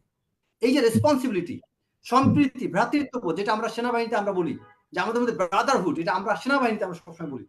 আমি সেনাবাহিনী সেই ব্রাদারহুড আমি তার চেয়েও বেশি দেখেছি এই শিবিরের মধ্যে দেখতে পাওয়া যায়। তারা এক কথা প্রকৃত যোদ্ধা। তারা এখানে যেভাবে গবেষণা করে, জ্ঞান অর্জন করার জন্য যে চেষ্টা করে। সো আমি লাস্ট যে কথা বলতে চাই, ছাত্র শিবিরের মতো এইরকম সংগঠনের রাজনীতি বন্ধ করে দেওয়া মানে জ্ঞান বা গবেষণা নির্ভর রাজনৈতিক চর্চা এটা সুযোগ হারাবে। আমি মনে করি ছাত্র শিবিরের পাশাপাশি অন্য ছাত্র সংগঠনদের পড়াশোনা করা উচিত, শিক্ষা অর্জন করা উচিত, গবেষণা করা উচিত, তাদের মধ্যে কম্পিটিশনটা গড়ে তোলা উচিত, তাদের জ্ঞানের সাথে কম্পিট করা উচিত। কিন্তু আমরা কি করি, ছাত্র শিবিরের সাথে মাসল পাওয়ার দিয়ে আমরা কম্পিট করতে যাই। তো অন্য ছাত্র রাজনীতি যখনই, অন্য ছাত্র দল বা ছাত্র লীগ তারা যখনই জ্ঞান নির্ভর প্রতিযোগিতায় ছাত্র শিবিরের সাথে নামবে, তখনই তারা সাফল্য পাবে। এবং এই যে আজকে বৈষম্যবিরোধী ছাত্র আন্দোলনে কেন শিবির সফল, কেন তাদেরকে আজকে নাহিদ, আপনার আসিফ, কেন তারা তাদেরকে কাছে টেনে নিয়েছে, কারণ এই ছেলেগুলো জ্ঞান নির্ভর উপদেশ, পরামর্শ সবকিছু পেয়েছে। তাদের আর্থিক কিন্তু এখন তারাই তো হতাশ, তারাই তো হতভম্ব যে কেন ছাত্র শিবির ঢাকায় বিশ্ববিদ্যালয়ে রাজনীতি শুরু করেছে। সে জায়গায় তারা তারা এটা এটা এটা এটা এটা যদি তারা হতাশ হয় তাহলে তারা অকৃতজ্ঞ। তারা কিন্তু আজকে না এটা সাফল্যের পেছনে আমি একটা ক্লিয়ার করে দেব, ভুল তথ্য বোঝাবো। না, ভুল তথ্য না, আমি তো ভেবেছি দেখে বলতেছি। আমি একটা কথা বলি, আমি প্রায় সময় রাশেদ এবং নুরুকে যখন ঢাকা বিশ্ববিদ্যালয়ে হঠাৎ প্রকাশ্যে ছাত্র শিবির, অস্বস্তিতে বৈষম্য বিরোধী ছাত্র আন্দোলন। হ্যাঁ সাগর ভাই, আমি ওই পয়েন্টে আসছি। আজকে দেখেন, সাগর ভাই এটা বলেছে কে? এটা আমি একদম পুরোপুরি আপনার এটা শিরোনামটাই এটা।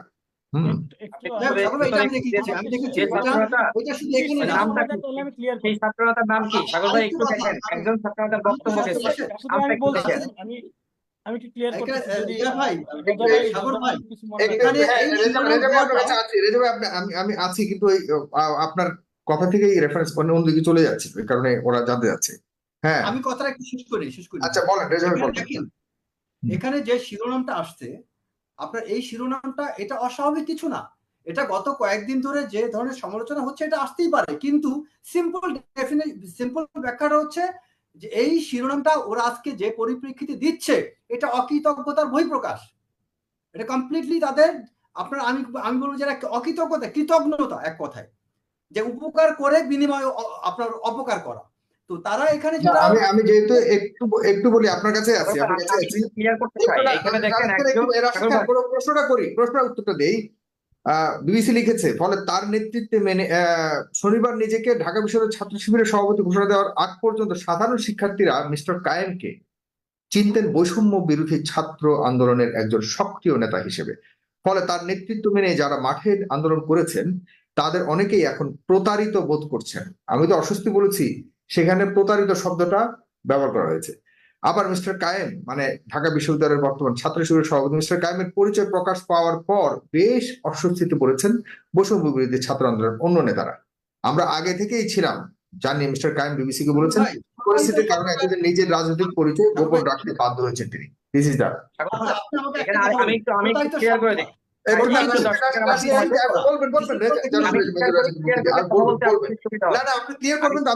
আমার সামনে লেখা, আমি কারো বিরুদ্ধে বলছি না। আমি বলি, দেখেন একটু আমাকে ক্লিয়ার করতে দেন, আপনি শুনলে আপনি খুশি হবেন। সেটা হলো এখানে যে খুশি হওয়ার জন্য না, আমার খুশি হবে না,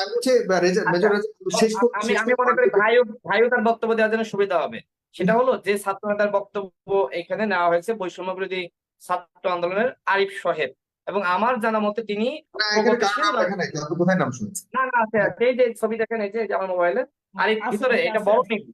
হ্যাঁ, আরিফ সোহেলের বক্তব্য নেওয়া হয়েছে। আরিফ সোহেল জাহাঙ্গীরনগর বিশ্ববিদ্যালয়ের ছাত্র, এবং তিনি জাহাঙ্গীরনগর বিশ্ববিদ্যালয়ের নেতৃত্ব দিয়েছেন। তিনি কিন্তু সেন্ট্রাল লিডারশিপ বা ঢাকা কেন্দ্রিক নেতৃত্ব দেননি। সুতরাং শিবিরের সাথে শীর্ষ নেতৃত্বের যে সমন্বয়, বোঝাপড়া, মিটিং হয়েছে এটি কিন্তু আরিফ সোহেল জানে না। আরিফ সোহেল এখানে বিবিসিতে বলছে যে আমি অন্যদের সাথে কথা বলেছি, তারা বলছে যে কায়েম যে শিবিরের সেটি তারা জানতো না। কিন্তু সাগর ভাই, আমি আপনার এই টক শোতে চ্যালেঞ্জ করে বলছি যে যারা বৈষম্য বিরোধী ছাত্র আন্দোলনের শীর্ষ নেতৃত্ব ছিল তারা প্রত্যেকেই কায়েমকে চিনত। আমি কিন্তু আগেই ক্লিয়ার করেছি যে ছাত্র শিবিরের বর্তমান এবং সাবেক মোট 5 জন সভাপতি বঙ্গভবনে গিয়েছে এবং তাদেরকে আসিফ এবং নাহিদ এটি বলার কোনো সুযোগ নাই যে শিবির এই আন্দোলনে ছিল না। এটি বৈষম্য বিরোধী ছাত্র আন্দোলনের সমন্বয়করা জানতো না। সমন্বয়কদের সাথে আলাপ আলোচনার মাধ্যমে ছাত্র শিবির মাঠে নেমেছে এবং এইখানে মাস্টার প্ল্যান ছিল। এটি যদি আরিফ সেল যেটি বলেছে, এটি ধন্যবাদ। আরিফ সেল সঠিক বলে নাই, সে জানে না। Thank you. জনাব মেজর মেজর রেজা। সাগর ভাই, আমার সাহেব কথার খেইটা হারিয়ে ফেলি। আমি আসলে যে বিষয়টা বলতে চাচ্ছিলাম ভুলে গিয়েছি। যাই হোক, একটা বিষয় হচ্ছে কি যে এখানে প্রতারিত শব্দটা যখন ব্যবহার করব, then we need to use define the word deception বা প্রতারণা।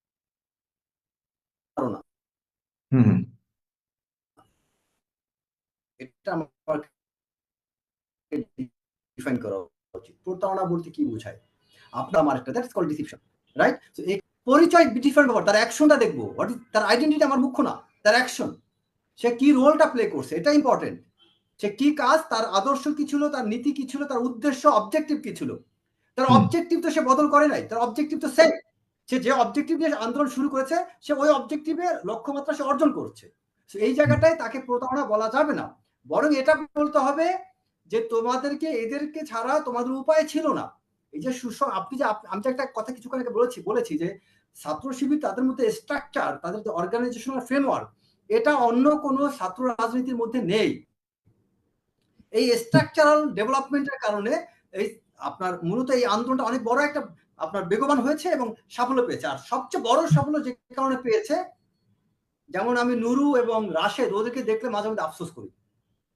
নুরু এবং রাশেদ যখন সেই 16 সাল থেকে আন্দোলন শুরু করে, ওদের মতো এত ত্যাগ, এত মার, এত লাঞ্ছনা বঞ্চনা আমার মনে হয় কোনো ছাত্র পেয়েছে। এবং তারা এক কথা টেনাসিটি যা দেখিয়েছে, নুরু এবং রাশেদ, এইরকম টেনাসিটি ছাত্র রাজনীতিতে খুব কম মানুষ দেখিয়েছে। কিন্তু তারা কেন সাফল্য পায়নি? কেন? একটাই পার্থক্য, ডিফারেন্সিয়েটিং ফ্যাক্টর। এই দুটো বিষয়। একটা হচ্ছে স্ট্র্যাটেজিক মুভটা এবার একটু ডিফারেন্ট ছিল। নুরুদের সময় ওরা একটা গোল নিয়ে আগাইতে পারে নাই, নাম্বার 1। নাম্বার 2 হচ্ছে নুরুদের সময়ে বা রাশেদদের সময়ে আমাদের যতজন সেনাপ্রধান ছিল, কেউ সাহায্যের হাত বাড়ায়নি। আর্মি থেকে পজিটিভ জেস্টার কেউ দেখায় নাই। যেটা এই বৈষম্য বিরোধী ছাত্র আন্দোলনের সময়, যেদিন আমাদের সেনাপ্রধান তরুণ অফিসারদের সাথে অ্যাড্রেস করলো, অফিসার অ্যাড্রেস, ওই ঘটনার পরেই, একটু সাগর ভাই আমি শেষ করি, ওই ঘটনার পরেই কিন্তু একটা পজিটিভ ওয়েব তৈরি হয়েছে, রাইট রাশেদ? না, আমার কাছে যেটা মনে হয় মেজর রেজা, আপনি তো বলেছেন রাশেদ আর নুরুদের আন্দোলনের সময় 2018 সালে তারা কিন্তু অন্য শক্তির সমর্থনকে নেয়ার জন্য রেডি ছিল না। তারা একরকম ডিক্লাইন মুভমেন্ট, একটা একটা অ্যাপ্রোচ ছিল যে না, আমরা রাজনৈতিক কোনো কিছু, আমরা অরাজনৈতিক ভাবে সবকিছু করতে চাই, আমরা কাউকে মানি না, আমরাই সবকিছু, কেউ আপনাদেরকে নিয়ে তো আমি সব কথা বলেছি। আপনার কেউ বাংলাদেশে কোনো মিডিয়া, আপনাদের কোনো আন্দোলন যত হয়েছে, কেউ কথা বলার সাহস পায়নি, আমি বলেছি। সুতরাং আমি জানি আপনাদের সবার কার কি হলো। কিন্তু এবার যেটা হয়েছে, রাজনৈতিক দলগুলো কিন্তু দেখা যাচ্ছে খুব কৌশলে এই ছাত্র আন্দোলনকারীদের কাছে যেতে পেরেছে খুব সুন্দরভাবে, এবং এরাও খুব ওয়েলকামিং একটা, মানে বেশির অংশ তারাও কিন্তু গ্রহণ করেছে যে হ্যাঁ ঠিক আছে, রাজনৈতিক দলগুলো আসুক, আমরা একসাথে কিছু করতে যাই। যে কারণে একটা মহা মিলন ঘটেছে, যেটা 2018 সালে করতে পারেনি নূর এবং রাশেদ। হ্যাঁ, আগেও কোন সময় হয়নি, কারণ হলো তারা রাজনৈতিক দলটাকে সম্পূর্ণভাবে মনে করতো যে রাজনৈতিক কোনো কিছুই টাচ চাই না। কিন্তু বাংলাদেশের ইতিহাস রাজনৈতিক টাচ ছাড়া কোনো কিছুই সফল হয় না। আমি ছোট্ট একটা ঘটনা সাইট করি। রাজা ভাই, আমাদের প্রসঙ্গে যেহেতু আসলে আমি একটু অ্যাড করি, সেটা হলো একটু শেষ করি। বলবেন আমার সামনে দিতে হবে, আমাদের একজন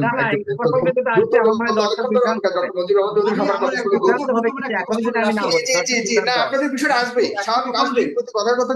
তোমার মাধ্যমে আমি রাশেদকে উদ্দেশ্য করে একটা কথা বলি, রাশেদকে অনুরোধ করবো তোমার মাধ্যমে, যারা যে নাহিদ, আসিফ, এরা সবাই তোমার ছোট ভাই, এদেরকে একটা বিষয় শুধু জিজ্ঞেস করো, just one question to them. Sagar ভাই, please quote my this question. আমি কথাটা আপনি কোট করবেন কাইন্ডলি।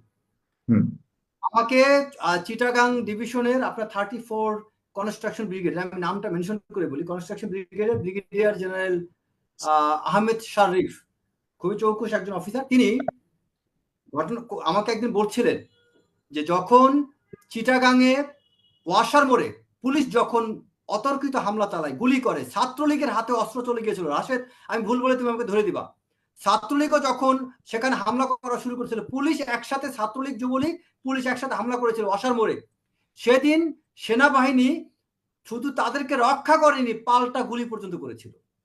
হ্যাঁ, ট্রু, এটা এবং এটা মিরপুর দক্ষিণে হয়েছে, ট্রু, এটা হ্যাঁ, ট্রু। আমি এখন শেষ করে আসেন, এই ঘটনার জের কি ঘটেছিল সেটা শোনো। এই ঘটনার জেরে চিটাগাং ডিভিশনের জিওসি কে শেখ হাসিনা নিজে ফোন করে, গণভবন থেকে, প্রধানমন্ত্রীর কার্যালয় থেকে অনেকগুলো ফোন কল গিয়েছে, what is going on at Wasa মোড়, কি হচ্ছে এসব, কেন আপনার গুলি চালাচ্ছে না, অনেক হুমকি সহ্য করতে হয়েছিল তখন। আমি এখন তোমাকে একটা প্রশ্ন করি, যদি আজকে এই পট পরিবর্তন না হতো, যদি আওয়ামী লীগ ক্ষমতা থাকতো, তোমাদের ছাত্রদের কি হতো আমি জানি না, সবচেয়ে বেশি ক্ষতি অফিসারদের হতো না, বলো ভাই? এই অফিসার ক্লোজ হইতো না, শুধু সে জেলে যাইতো, তাকে এই গুলি এটার কারণে। কারণ সেনাবাহিনীর একটা কর্মকর্তার একটা অপরাধ তোমরা জানো, কতগুলো অফিসার ইতিপূর্বে শেখ হাসিনা ছোট ছোট দোষের দিয়া চাকরি হারাইছে, জেলে পাঠাইছে, তাপস কেসে। সেনাবাহিনীর ছোট্ট একটা গলদের সাজা অনেক বড়, এটার সাজা ভয়াবহ হতো, কোর্ট মার্শালে নিয়ে তাকে গুলি করা হতো। আজকে সেই সেনাবাহিনীকে উচিত না ওদের স্মরণ করা? সেই সেনাবাহিনীর প্রতি ওদের উচিত না এক্সেপশনালি সম্মান দেখানো?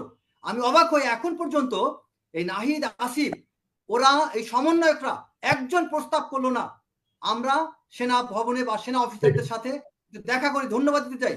আমাদের রিটায়ার্ড অফিসাররা জাহাঙ্গীর গেটের কাছে গিয়েছে, রাওয়া ক্লাবের সামনে সবাই এক হয়েছে, সম্মেলন করছে। সমস্যা তো ওইখানে, সমস্যা ওইখানে কেন আমরা একটা গ্রুপকে কেন মনে করছি যে তারাই ধন্যবাদ দিতে হবে, এখানেই সমস্যা, এই কারণেই ধন্যবাদ পাচ্ছেন না। রিটায়ার্ড অফিসাররা ওই ভূমিকার পরেই কিন্তু সেনা প্রধান সার্ভিং অফিসারদেরকে অ্যাড্রেস করেছেন, অ্যাকশনগুলো বুঝবেন।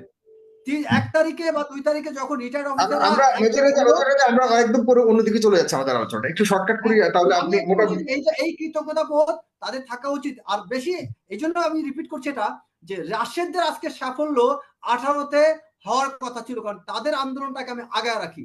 তাদের অনেক দিক থেকে সহযোগিতা ছিল না, যেটা বৈষম্যবিরোধী ছাত্র আন্দোলন ছিল, যে সহযোগিতা রাশেদরা পায় নাই, নুরুরা পায় নাই। আজকে সেই তারা কেন ব্যর্থ হয়েছিল? কারণ এই বৈষম্যবিরোধী ছাত্র আন্দোলন যে সহযোগিতা পেয়েছে সেটা তারা পায়নি। এখানে অনেক বড় একটা ব্যাপার আছে, এটা আমাদের মনে রাখতে হবে। সবাইকে আমাদের সবার অবদানকে স্বীকৃতি দিতে হবে, প্রাইভেট ইউনিভার্সিটি ছাত্রদেরকে স্বীকৃতি দিতে হবে, সরকারি কর্মকর্তাদের দিতে হবে, বিভিন্ন পরিবারকে দিতে হবে, রিটায়ার্ড সামরিক অফিসার, সার্ভিং অফিসার, এদের ভূমিকা মানে অতুলনীয় ছিল।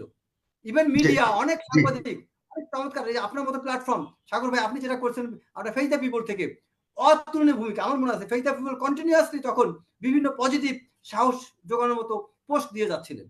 এগুলো তাদের ক্যাটাগরিক্যালি মেনশন করতে হবে, মানুষ উৎসাহ পাবে না ভবিষ্যতে। আপনাকে অনেক ধন্যবাদ ডক্টর মঞ্জুর আহমেদ চৌধুরী। একটু লম্বা হয়ে গেছে কারণ বিষয়টাই একটু ঐতিহাসিক লম্বাই আলোচনার বিষয়। আমরা পরবর্তীতে আসলে ইলিশ মাছ বাংলাদেশ থেকে রপ্তানি করবার সিদ্ধান্ত নিয়েছে, সেই বিষয়ে কথা বলবো। এটি আসলে কতটুকু সঠিক ব্যাঠিক এ নিয়ে কথা বলবো। তবে এর আগে মঞ্জুর আহমেদ চৌধুরী প্রথম পর্বের বিষয়ে আপনার বিশ্লেষণ দিচ্ছেন। ধন্যবাদ। অনেক দিকে আলোচনা করা হয়েছে এই বর্তমান আমাদের যে 35 দিনের যে আন্দোলন, তার সফলতা, কার কি ভূমিকা আছে, এটা নিয়ে বিভিন্ন দিক তুলে ধরা হয়েছে। তবে কয়েকটা আমি বিচ্ছিন্নভাবে কয়েকটা কমেন্ট করব। একটা হচ্ছে যে এটা শুধু 35 দিনের আন্দোলন না, এর পেছনে কিন্তু আরো আন্দোলন ছিল, আরো ত্যাগ ছিল। 15 বছর ধরে বিভিন্ন জন বিভিন্ন ভাবে এই বিষয়টাকে, এই যে ডিক্টেটরকে এই ক্ষমতাচ্যুত করার চেষ্টা করেছেন, তারই কিন্তু একটা কিউমুলেটিভ পুঞ্জীভূত এফেক্টই হয়েছে এই 5ই আগস্ট। এটা একটা বিষয়। আর একটা বিষয়, আমি একটু অবাক হচ্ছি যে আমরা কি আশা করছিলাম, আমরা কি এটা চাইতাম যে ছাত্র শিবিরের মতো একটা সুসংগঠিত রাজনৈতিক সচেতন ছাত্র গ্রুপ তারা এই বৈষম্য বিরোধী আন্দোলনে জয়েন করবে না? আমরা কেন অবাক হই?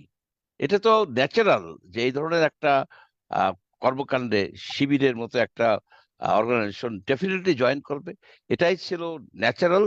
এটা নিয়ে কেন যে তর্ক বিতর্ক হচ্ছে এবং সবাই অবাক হচ্ছে এখন যে এই এই এই এরা শিবির ছিল, এখন মনে হচ্ছে কি যে তারা ভূত দেখতেছে। এটা তো আসলে ঠিক না। এখানে আরেকটা বিষয় যে আপনাদের বুঝতে হবে যে কেন এই সভাপতি, শিবিরের সভাপতি আহ আন্ডারগ্রাউন্ডে ছিলেন। আমি বলবো আন্ডারগ্রাউন্ডে এই কারণে যে যেখানে ছাত্রলীগের এত বেশি অত্যাচার, অবিচার, এত বেশি টেরর ছিল যে তাদের পক্ষে ওপেনলি কোন রকমের কর্মকাণ্ড চালানো আহ, সম্ভব ছিল না। এই জন্যই। এবং আর এই যে ভয়টা তারা বলেন যে শিবির, তারা ভয় পান। কিন্তু আমি যে কয়েকজনের কথা দেখলাম, তাদের তো তাদের মতো ছাত্র যদি সবাই হতো, ছাত্র লীগও যদি তাদের মতো হতো, তাহলে আজকে তো এরকম অবস্থা হয় না। তাদের রেজাল্ট ভালো, তাদের বিরুদ্ধে কোন রকমের অভিযোগ শোনা যায়নি। আহ, চাঁদাবাজি বলেন, কোন রকমের অভিযোগ, তারা অত্যন্ত পারফেক্ট স্টুডেন্ট।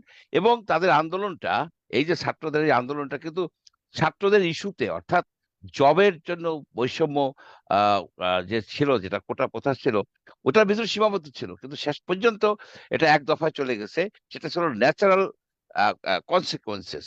এখানে যে যারা অস্বস্তি বোধ করেন, আমি মনে করি এটা একটা অসুস্থ চিন্তা। ছাত্র শিবির সে রাজনীতি করবে, সে হুম। তার কর্মকাণ্ড চালাবে আইনের ভিতর থেকে। সেখানে যদি সে ভায়োলেন্স করে, আমরা তাকে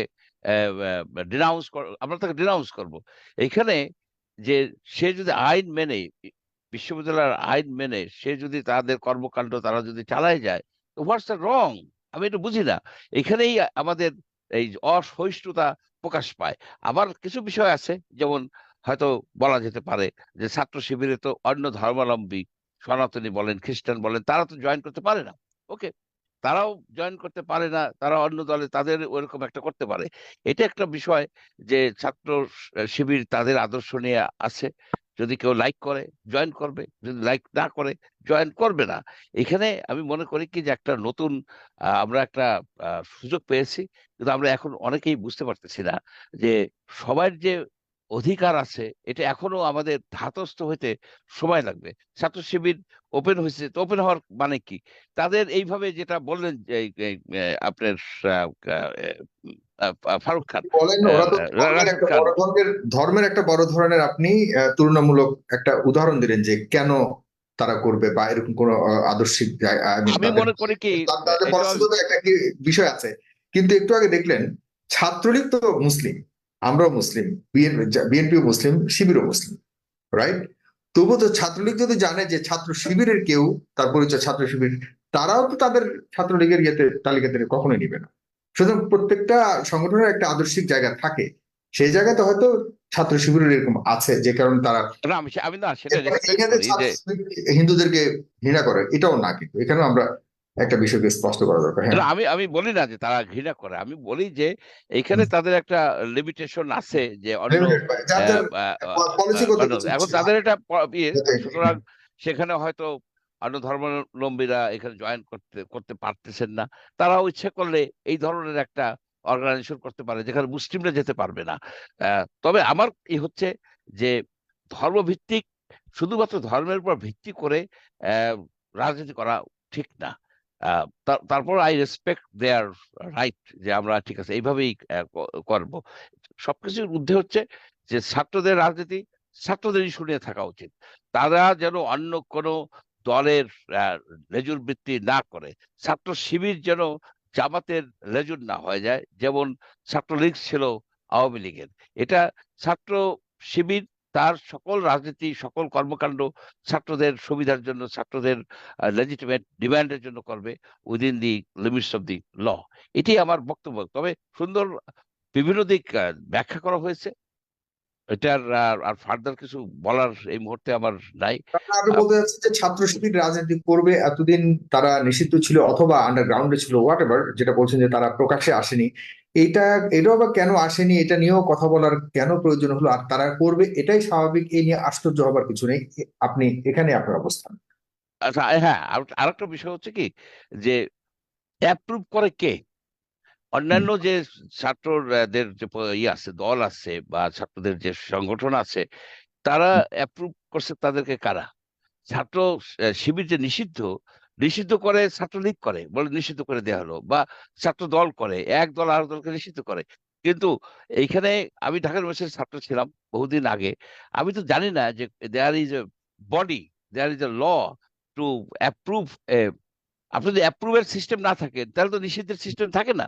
সুতরাং এই যে নিষিদ্ধ, এই যে নিষিদ্ধ বিষয়টাই আপনার একটা অবাক করার মতো। নিষিদ্ধ নিষিদ্ধ করে, শক্তির জোরে নিষিদ্ধ করে, তুমি আর এই হলে থাকতে পারবে না, তোমাকে বাইর করে দেওয়া হলো, হল দখল করে নিল। এগুলি থেকে বাইরে হয়ে আসতে হবে আপনাদের। এই যে ভায়োলেন্স, এই যে এখানে দুর্বলতা, কারণ দুর্বলতা ছিল এই জন্য যে আমাদের যারা শিক্ষক ছিলেন, শিক্ষকরা তো এটাকে এনকারেজ করতেন। শিক্ষকরা ছাত্রদেরকে বিভিন্নভাবে ইউজ করতেন তাদের নিজস্ব স্বার্থের জন্য। তার জন্য আজকে আমাদের এই পরিণতি হয়েছে। আশা করি আমাদের একটা নতুন কি বলবো, যে নতুন একটা যাত্রা শুরু হয়েছে, গণতন্ত্রের দ্বিতীয় যাত্রা। এই যাত্রা যেন আমরা ফেল না করি, সহনশীলতা দেখাতে হবে। যে দল করুক না কেন, তারা যেন প্রচলিত আইনের বাইরে তারা যেন না যান, আইন মেনে তারা ওই তাদের দিকটাকে কর্মকাণ্ড সবচেয়ে বেশি করবেন। গুরুত্ব দিয়ে সবার প্রতি সেটার দিকে বিশ্বাস করা উচিত। জি। এবং যে আপনাকে অনেক ধন্যবাদ। প্রিয় দর্শক, আপনার কি একমত কিনা আমরা ছাত্র শিবিরের রাজনীতি করা না করা নিয়ে যে বিতর্ক চলছে, ঢাকা বিশ্ববিদ্যালয়ের ছাত্র শিবিরের রাজনীতি নতুন করে শুরু করা নিয়ে যে বিতর্ক চলছে, তা নিয়ে মোটামুটি 4জন আলোচক বেশ মোটামুটি আমি বলবো যে গভীরে গিয়ে বিশ্লেষণ করেছেন। আপনাদের পর্যবেক্ষণ যদি ভালো লাগে অবশ্যই আপনারাও আপনাদের মতামত জানাবেন আমাদের কমেন্ট বক্সে, এবং সুপার চ্যাট, ইউটিউবের কমেন্ট বক্সে সুপার চ্যাট নামক অপশন আছে, সেখানে গিয়ে আপনারা সুপার চ্যাট করবেন। আপনাদের লেখাগুলো হাইলাইটেড হয়ে সবাই দেখতে পাবে, সেখানে এই সুবিধাটা আপনারা পাবেন। পাশাপাশি আমরা এখন চলে যাচ্ছি জনাব রাশেদ খান, আপনার কাছে যেতে চাই, শুরু করতে চাই আপনার কাছ থেকে যে আরেকটি বড় বিতর্ক আমাদের রাজনীতি এখন বর্তমানে চলমান। খুব ছোট্ট করে এই পর্যায়ে, খুবই ছোট্ট করে যতটুকু সম্ভব আমরা বলবেন, তাড়াহুড়ো করে আমরা এই পার্টটুকু শেষ করবো। এটি হলো যে ইলিশ ভারতে পাঠানোর সিদ্ধান্ত নেওয়া হয়েছে। এই যে আমাদের দেশের ইলিশ মাছ অনেক গুরুত্বপূর্ণ একটি বা অংশ আমি বলবো আমাদের দেশের, কারণ এই ইলিশ পৃথিবীর আর কোথাও উৎপাদন হয় না, আমাদের দেশে হয়। এই এই মৌসুমে আসলে ইলিশ মাছের একটা বড় অংশ ভারতে পাঠানোর সিদ্ধান্ত হয়। আগের সরকার একরকম পাঠাতো, এখন নতুন করে এই সরকার এসে পাঠাবে না বলেও নতুন আবারও তার রপ্তানি করবে বাণিজ্যিক ভাবে। এখন যুক্তি দুইটা, আগের সরকার উপহার পাঠিয়েছে, এই সরকার রপ্তানি করছে টাকা উপার্জনের জন্য। কিন্তু অন্যদিকে আরেকটা প্রশ্ন উঠছে যে আমরা না খেয়ে রপ্তানি করাটা কতটুকু যুক্তিযুক্ত, এবং এর মধ্যে রাজনীতি রয়েছে কিনা। ইলিশ মাছ আসলে শুধুমাত্র ইলিশ মাছ নাকি এটা রাজনৈতিক মাছ, কি মনে হয় আপনার কাছে? সাগর ভাই, আপনাকে ধন্যবাদ আমাকে দ্বিতীয়বার সুযোগ দেওয়ার জন্য। তবে আপনার এই প্রশ্নের উত্তর দেওয়ার আগে আমাকে রেজা ভাই যে কথাটি বলেছে সে বিষয়ে কিছু বলতে হয়, না বললে দর্শকরা তো তো খুব লম্বা না, খুব স্বল্প সময়ের মধ্যে আপনি দুটাকে কভার করতে হবে। হ্যাঁ, স্বল্প সময়ের মধ্যে শেষ করবো। দেখেন, আমরা 2018 সালে শুধুমাত্র কোটা সংস্কার আন্দোলন করেছি, সেটি কোনো সরকার পতনের আন্দোলন ছিল না। এবং আহ, সেই সময় ছাত্র শিবির আমাদের সাথে যোগাযোগ করেনি, বা আমরাও তাদের সাথে যোগাযোগ করিনি। ছাত্র দলের সাথেও আমাদের ওই ধরনের কোনো যোগাযোগ কারোর সাথে ছিল না। আমরা ঢাকা বিশ্ববিদ্যালয়ে, আমি নিজেও কোনো রাজনীতির সাথে অন্তর্ভুক্ত ছিলাম না, খুবই সাধারণ ছাত্র ছিলাম। গ্রাম থেকে পড়াশোনা করে ঢাকা বিশ্ববিদ্যালয়ে চান্স পেয়েছি। ঠিক আমাদের সাথে নেতৃত্বে যারা ছিল সবাই চেয়েছে যে কোটা সংস্কার আন্দোলন এবং এই কোটার মধ্যেই সীমাবদ্ধ থাকুক। এবং কেউ চায়নি, বিশেষ করে নির্বাচনের আগে দলগুলো আমাদের সাথে যদি যোগাযোগ করতো তাহলে না একটা ভূমিকা রাখা যেত। সেটি কিন্তু করে নাই। মানে 18 সালের যে নির্বাচন, তাহলে আমরা কি দিয়ে কি করব বলেন? কারোর সাথে যোগাযোগ নাই, কিছু না। তা আমরা শুধুমাত্র সেই আন্দোলনটাই করেছি, এবং ওই আন্দোলন তো সফল হয়েছিল। ওই আন্দোলনে আমরা সফল হইনি, এটি তো ভুল। কোটা সংস্কার আন্দোলন যে দাবিতে আমরা আন্দোলন শুরু করেছিলাম সেই দাবি সফল হয়েছিল। পরবর্তীতে সমস্যাটা হয় 21 সালে একটি রিট করে একজন মুক্তিযোদ্ধার সন্তান আপনার এই টকশোতে সেই অহিদুর বক্তব্য রেখেছে এবং 30% কোটা ফিরিয়ে আনে। এই ব্যর্থতার দায়িত্ব আমরা নেব না। এই ব্যর্থতার দায়িত্ব পুরো এই সফলতার দেওয়া উচিত এই ওহিদুলকেই। হ্যাঁ, রাশেদ, আমি কিন্তু ব্যর্থ মানে এই ওহিদুলের ধারণে পারপাস নিয়ে কাজ করছো, ওই পারপাসে ব্যর্থ বলিনি আমি। ওই পারপাসে তোমরা অবশ্যই সফল। তবে আমি হ্যাঁ। বলছি তোমাদের এই যে এইবারে যে অর্জন সবাই হলো তো এরকম সফলতার দাবি করছে, ওহিদুল হলো আসল, আমি মনে করি যে এই দাবিদার হওয়া উচিত। হ্যাঁ, বলুন। আমি রাজা ভাই আসতেছি, রাজা ভাই আপনার কথায় উত্তর আসতেছি। তো 24 সালের আমার একটা অভিজ্ঞতা আছে না, আমাদের একটা অভিজ্ঞতা আছে না। আমার শুরুতে নেটওয়ার্ক ডিস্টার্ব থাকার কারণে হয়তো দর্শক কথাগুলো শুনতে পারেনি। আমি শুরু থেকেই বলেছি যে আমরা বিএনপির স্থায়ী কমিটির সদস্য সালাউদ্দিন আহমেদের মাধ্যমে বিএনপির ভারপ্রাপ্ত চেয়ারম্যান তারেক রহমানের কাছে আমি নিজে প্রস্তাব পাঠিয়েছিলাম যে এই আন্দোলনকে আপনারা ব্যবহার করেন, এই আন্দোলনকে কেন্দ্র করে কিছু করা যায় কিনা চিন্তা করেন। পরবর্তীতে স্থায়ী কমিটির মিটিং হয়, এবং যাই হোক মিটিং এর কি হয়েছে আমি সেটি বলবো না। পরবর্তীতে তারেক রহমান সাহেব তিনি সালাউদ্দিন আহমেদকে সমন্বয় করার দায়িত্ব দেয়। হ্যাঁ, এবং সেখানে প্রস্তাবকে রাখলো রাশেদ খান, সালাউদ্দিন আহমেদের সাথে পুরোটা সময় কাজ করতে আমি রাশেদ খান, রাশেদ খান, আমি নুরুল ওই হক হাতে নূর। গেলে আমার লম্বা আমি হয়ে যায়। আমি আমার আসছি, কাছে কোনো ঠিক ওই যে আপনি 18 স্পষ্ট সালের করে অভিজ্ঞতা। স্পষ্ট করেছেন, স্পষ্ট করে ফেলেছেন। হ্যাঁ আমি হ্যাঁ, এখন আমি পরবর্তী ইলিশ রপ্তানি সাগর ভাই, নিয়ে আমি যেতে আমি চাচ্ছি। আমি আপনার সময়ের মধ্যে শেষ করব। হ্যাঁ, তো এই যে আন্দোলনের পুরোটা সময়ের মধ্যে আপনি আসিফের সাথে কথা বলবেন যে রাশেদ খান তোমার সাথে কি আলোচনা করেছে, কিভাবে সমন্বয় করেছে, অন্যান্য সমন্বয়কদের সাথে কথা বলবেন, আক্তারের সাথে কথা বলবেন, নাহিদের সাথে কথা বলবেন, যারা আরো আছে তাদের সাথে কথা বলবেন, যে নুরুল হক নূর, রাশেদ খান সহ গণ অধিকার পরিষদ তারা কি ভূমিকা রেখেছে। আমি এখানে ইতিহাস তো সব আজকে বলে দিলে হবে না, এইখানে এতটুকু বলতে হয় জীবনের সর্বোচ্চ ঝুঁকি নিয়ে এই আন্দোলনকে রাজনীতি করার জন্য গণ অধিকার পরিষদ সর্বপ্রথম ভূমিকা রেখেছে এবং প্রস্তাব রেখেছে। জাস্ট এতটুকু বলেই শেষ করলাম। এবং আমরাই স্বপ্ন দেখেছি যে এই আন্দোলনে, যেহেতু আমরা লিগাসি বহন করি, এই আন্দোলনের মাধ্যমে সরকার পতনের আন্দোলন কিভাবে নিশ্চিত করা যায়, কিভাবে সফলতা আনা যায়, সেই কাজটি আমরা করেছি।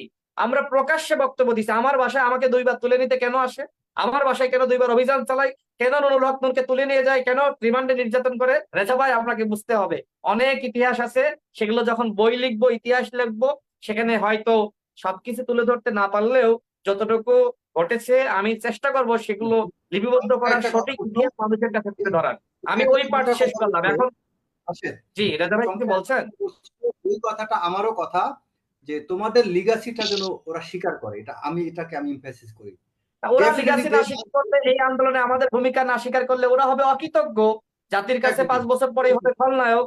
আমরা তো ইতিহাসটা আপনি মিথ্যা প্রমাণ করতে পারবেন না। ওই কারণেই কথা আমি আপনাকে তুলেছি বলে দিয়েছি, যে আসিফের তোমাদের কাছে জিজ্ঞেস করবেন যে লিগাসিটা রাশেদ হচ্ছে, খানের ভূমিকা কি। জি, ঠিক আছে, থ্যাংক ইউ।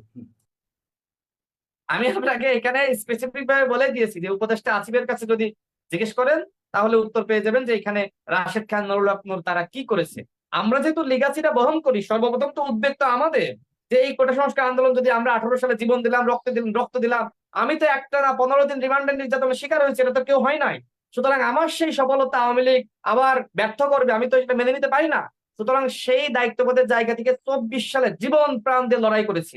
এবং এইটা তো আর নতুন করে এখানে কেউ স্বীকার না যাক বা না যাক, আমি কি করেছি আমি তো জানি। আমি কি করেছি, আমি ইতিহাস লিখবো, আমার ইতিহাস মিথ্যা প্রমাণ করতে পারলে কেউ প্রমাণ করবে, আমি চ্যালেঞ্জ করে দিই। কোটা সংস্কার আন্দোলন 2018 সাল থেকে এখনো পর্যন্ত রাশেদ খানের বিরুদ্ধে আপনি গণমাধ্যমে কয়টা অভিযোগ পেয়েছেন। আমি চেষ্টা করি সবসময় ক্লিন ইমেজের পলিটিক্সটা করার জন্য, আজীবন যতদিন বেঁচে আছি সেই পলিটিক্সটা করে যাব। এখন দ্বিতীয় যে অধ্যায় বা দ্বিতীয় যে প্রশ্ন, আমি সেখানে আসি। সাগর ভাই জি, খুব গুরুত্বপূর্ণ একদম 2 মিনিটে শেষ করতে হবে এই পর্যায়ে। হুম। ওকে, 2 মিনিটে শেষ করে দিব। সাগর হুম। ভাই দেখেন, এই সরকারের একজন উপদেষ্টা ফরিদা আক্তার আমার খুবই ক্লোজ, তার হাতের রান্না পর্যন্ত আমি খেয়েছি। তার মানে বুঝতেই পারছেন যে ফরিদা আক্তার আপা কতটুকু আমাদের ক্লোজ। এবং তার যিনি তার হচ্ছে আপনার হাজবেন্ড ফরাদ ভাই, তার সাথেও খুব ভালো সম্পর্ক, সিনিয়র হতে পারেন কিন্তু বন্ধুত্বের সম্পর্ক রয়েছে। তাদের সাথে একসাথে ইফতারি করেছি, একসাথে খাওয়া দাওয়া করেছি, ফরিদা আপার হাতের রান্না খেয়েছি। তো সেই জায়গা থেকে আপার সাথে কিন্তু আমরা দেখা করেছিলাম এবং আপার সাথে এই আলোচনা হয়েছিল। আপা ওই সময় আমাদেরকে বলেছিলেন যে আমরা এইবার আর ভারতে ইলিশ রপ্তানি করব না, ভারতকে আমরা ইলিশ দিব না, আগে আমার দেশের মানুষকে ইলিশ খাওয়াবো এবং ইলিশের দামটা কমিয়ে আনবো। এই কথা কিন্তু আপা আমাদেরকে বলেছিল এবং মিডিয়াতেও বিষয়টা এসেছে এবং বিভিন্ন অনুষ্ঠানেও তিনি এই কথাটা বলেছেন। পরবর্তীতে যে ঘটনা ঘটলো, যে বাণিজ্য মন্ত্রণালয় তাদের পক্ষ থেকে ইলিশ রপ্তানির অনুমোদন দেওয়া হয়েছে, বলা হচ্ছে যে ভারত আবেদন করেছে, ভারত অনুরোধ করেছে। তো আমার কথা হলো যে আপনারা আগ বাড়িয়ে বললেন ইলিশ দিবেন না, ইলিশ খাওয়াবেন না, তাদেরকে ইলিশ খাওয়াবেন না, বাংলাদেশের জনগণকে কম মূল্য খাওয়াবেন,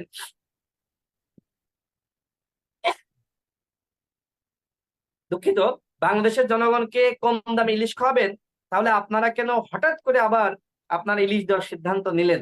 এটি কি প্রধান উপদেষ্টার সাথে আলোচনা না করেই কি বাণিজ্য মন্ত্রণালয় সিদ্ধান্ত নিয়ে নিল? ফরিদা আপার সাথে আলোচনা না করে কি সিদ্ধান্ত নিয়ে নিল? না, এটি অন্তর্বর্তীকালীন সরকার সিদ্ধান্ত নিয়েছে এবং এই সিদ্ধান্তের মধ্যে ফরিদা আপা নিজেও আছে। আমি মনে করি ফরিদা আপা ভুল করেছে আবেগের বশে। তিনি যে রুচিকর যে বক্তব্য জনগণ গ্রহণ করতে চায়, শুনতে চায়, সেই বক্তব্য দিয়েছিলেন, কিন্তু বক্তব্য থেকে তাকে সরে যেতে হয়েছে। এটি আসলে এক ধরনের আপার জন্য লজ্জাজনক এবং অসম্মানের। আপা এই বক্তব্য দিয়েছিলেন, আমি মনে করি তার উপর শ্রদ্ধা রেখে অন্তর্বর্তীকালীন সরকারের উচিত ছিল এইবার অন্তত ইলিশ রপ্তানি না করা, ইলিশ বা উপহার না দেওয়া। রপ্তানি করা মানে কি, আপনি এখন তো উপহার দিচ্ছেন, ভারত চাচ্ছে, অনুরোধ করছে, তো ভারতের জন্য এই যে আপনার 3000 টন ইলিশ তারা কিনবে, এটি তাদের জন্য কোনো ব্যাপার? এটি তো এক প্রকার উপহার। আগে তো আওয়ামী লীগ সরকার এত সময় মিলেও তো 5000 টন তারা দেয়নি। আপনি একবারে এসেই 3,000 টন দিচ্ছেন, এটি তো জনগণ ভালোভাবে নিচ্ছে না। অর্থাৎ এই সরকার শুরুতে এসে, বিশেষ করে অন্তর্বর্তীকালীন সরকারের প্রধান মাননীয় প্রধান উপদেষ্টা যে বক্তব্য দিয়েছিলেন যে বাংলাদেশ যদি অস্থিতিশীল হয়, ভারতও অস্থিতিশীল হবে, এই বক্তব্য দিয়েছিলেন। বাংলাদেশের জনগণ ব্যাপকভাবে গ্রহণ করেছিল। কিন্তু এই যে এখন ইলিশ দেওয়া, হ্যাঁ, এই ইলিশ দেওয়াকে কেন্দ্র করে এই সরকারের উপরে আস্থার জায়গাটা নষ্ট হচ্ছে, সংকট তৈরি হচ্ছে, ক্ষুদ্র থেকে বৃহত্তের সৃষ্টি হয়। সুতরাং এই ক্ষুদ্র ক্ষুদ্র যে সংকট, এই সংকটের মাধ্যমে ভবিষ্যতে যে কি হবে আমি জানি না। ইতিমধ্যে দেখেন এখনো পর্যন্ত পুলিশ ফাংশন করছে না। আজকের পত্রিকার নিউজটা কি, সেখানে একজন ঊর্ধ্বতন কর্মকর্তা বলছে তার আরেকজন ঊর্ধ্বতন কর্মকর্তাকে ফোন দিয়ে যে স্যার এখানে পুলিশ ফাংশন করছে না, আমরা অর্ডার দিচ্ছি, আমাদের অর্ডার শুনছে না। আমরা আইজিবির সাথে সাক্ষাৎ করেছি, আমরা ডিবি প্রধানের সাথে সাক্ষাৎ করেছি, আমরা ডিএমপি কমিশনারের সাথে সাক্ষাৎ করেছি, আমরা স্বরাষ্ট্র উপদেষ্টার সাথে সাক্ষাৎ করেছি। সবার সাথে সাক্ষাতের ভিত্তিতে আমরা যে তথ্য পেয়েছি সেটি হলো যে 90% শেখ হাসিনার পুলিশ, যে কারণে কিন্তু আমি আমার শুরুর বক্তব্যে বলেছি শেখ হাসিনা বিদায় নিয়েছে কিন্তু শেখ হাসিনা পুলিশের মধ্যে রয়ে গেছে। শেখ হাসিনা হয়তো ভারতে রয়েছে কিন্তু ফেসিবাদ কিন্তু সচিবালয়ে রয়ে গেছে। সেই জায়গা থেকে দেখেন পুলিশ ফাংশন করছে না, সচিবালয় ফাংশন করছে না। আমি সচিবালয়ের কর্মকর্তাদের সাথে কথা বলে আমি যে তথ্য পেয়েছি, তারা বলছে এখানকার 90% কর্মকর্তা তারা কাজ করে না, তারা অলস বসে থাকে। যে নিউজ কিন্তু হয়েছে বিবিসিতেই যে এরকম অলস প্রশাসন দিয়ে ইউনূস সরকার কিভাবে সামনে অগ্রসর হবে। তো আপনার পুলিশ কাজ করছে না, আপনার হচ্ছে সচিবালয়ের কর্মকর্তারা কাজ করছে না, কোনো একটি বাহিনী, কোনো একটি প্রতিষ্ঠান কাজ করছে না। তাহলে অন্তর্বর্তীকালীন সরকার সফল হবে কিভাবে? তাদের সফল হওয়ার মাধ্যম আছে, বা তারা সফল হতে পারে এই কাজটি করলে, সেটি হলো দলগুলোর সহযোগিতা নেওয়া। আমি জানি না কেন অন্তর্বর্তীকালীন সরকার গণ অধিকার পরিষদের মতন একটি উদীয়মান শক্তিকে কাজে লাগাচ্ছে না, কেন বিএনপি জামাতের মতন এত বড় দল তাদেরকে কাজে লাগাচ্ছে না। রাজনৈতিক দলগুলোকে কাজে লাগিয়ে বাংলাদেশকে যেভাবে স্থিতিশীল করা সম্ভবপর ছিল তারা করছে না, তারা সহযোগিতা নিচ্ছে না। কেন নিচ্ছে না আমি জানি না। এবং সেনাবাহিনীর প্রসঙ্গে এখানে রেজা ভাই এনেছেন, এটি আমি মনে করি অত্যন্ত গুরুত্বপূর্ণ একটি বিষয়। এই আন্দোলনে সেনাবাহিনী ভূমিকা না রাখলে কখনোই শেখ হাসিনার পতন হতো না। একমাত্র সেনাবাহিনীর কারণেই শেখ হাসিনার বিদায় নিশ্চিত হয়েছে। সেনাবাহিনীর সাবেক কর্মকর্তারা মিরপুর ডিওএস থেকে প্রায় 2000 কর্মকর্তা মিছিল নিয়ে এসেছিলেন। যারা নেতৃত্ব দিয়েছিলেন তারা আমার সাথে পরবর্তীতে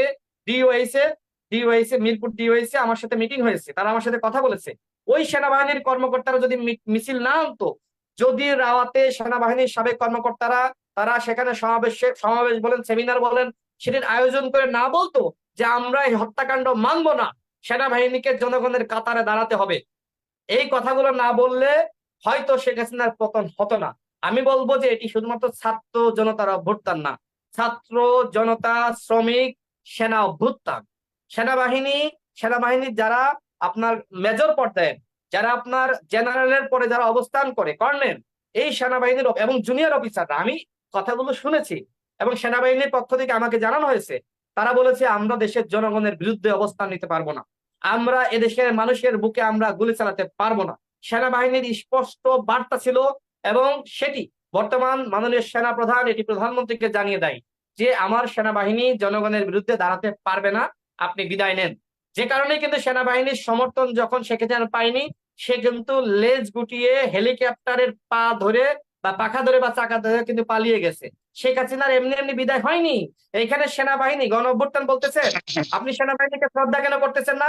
এই যে ছাত্র নেতাদের উচিত ছিল সেনাবাহিনীর সাথে বৈঠক করা, সেনাবাহিনীর সাবেক কর্মকর্তাদেরকে ফুল দিয়ে শুভেচ্ছা জানানো, তাদের প্রতি স্যালুট জানানো। আপনার ছাত্র নেতাদের উচিত ছিল যে আপনার এই যে ক্যান্টনমেন্টে আসা, সেনাবাহিনীকে শ্রদ্ধা জানানো, সেই শ্রদ্ধাটা কিন্তু এখনো জানানো হয়নি। রেজা ভাই যেটি বলেছে যে সেনাবাহিনীর সাথে এক ধরনের অকৃতজ্ঞতা প্রকাশ করা হয়েছে, এখনো সময় শেষ হয়ে যায়নি। আমি মনে করি বাংলাদেশের জনগণের পক্ষ থেকে, তাও জি, অন্তত একজন বাংলাদেশের বললো, খুব জনগণের, খুশি হলাম। Thank G U. রেজা ভাই, তাও at রেজা least ভাই তুমি কিছু বললা, বলছেন? থ্যাংক ইউ, হ্যাঁ, তোমাকে ধন্যবাদ দিলাম। বাংলাদেশের জনগণের পক্ষ থেকে যেহেতু জনগণের আন্দোলনের নেতৃত্বে ছিল এই ছাত্র নেতারা, সুতরাং ছাত্র নেতাদের উচিত হবে অনতিবিলম্বে সেনাবাহিনীর সাবেক কর্মকর্তাদেরকে সংবর্ধনা দেওয়া, সেনাবাহিনীর রানিং অফিসারদেরকে সংবর্ধনা দেওয়া, তারা যে আন্দোলনে এই ধরনের ভূমিকা রেখেছে সেই ভূমিকার প্রশংসা করা। আপনি নিশ্চয়ই বলে জাননি যে নৌবাহিনীর একজন সেকেন্ড লেফটেন্যান্ট, সেই ছেলেটির নাম আমি এই মুহূর্তে মনে করতে পারছি না, ওই ছেলেটি 4 আগস্ট এসে যে একটি ভিডিও বার্তা দিয়েছিল, তার সেই ভিডিও বার্তার কারণে বাংলাদেশের জনগণ যেভাবে উদ্বুদ্ধ হয়েছিল। আমরা আর বিগত ইতিহাসে যেতে চাচ্ছি না, হ্যাঁ, আমি এখানে শেষ করে দিই। ওই যে সেনাবাহিনীর জুনিয়র অফিসার, তার তো ফাঁসিও যেত, শেখ হাসিনার পতন না হলে ফাঁসিতে যেত। এবং সেই জি। সেনাবাহিনীর জুনিয়র অফিসার সামনে থেকে কিন্তু হাজারো সেনাবাহিনী বলেন, তিন বাহিনী বলেন, তাদের প্রতিনিধিত্ব করেছে। ওই ছেলেটিকে এখনো পর্যন্ত সম্মানিত করা হয়নি সাগর ভাই।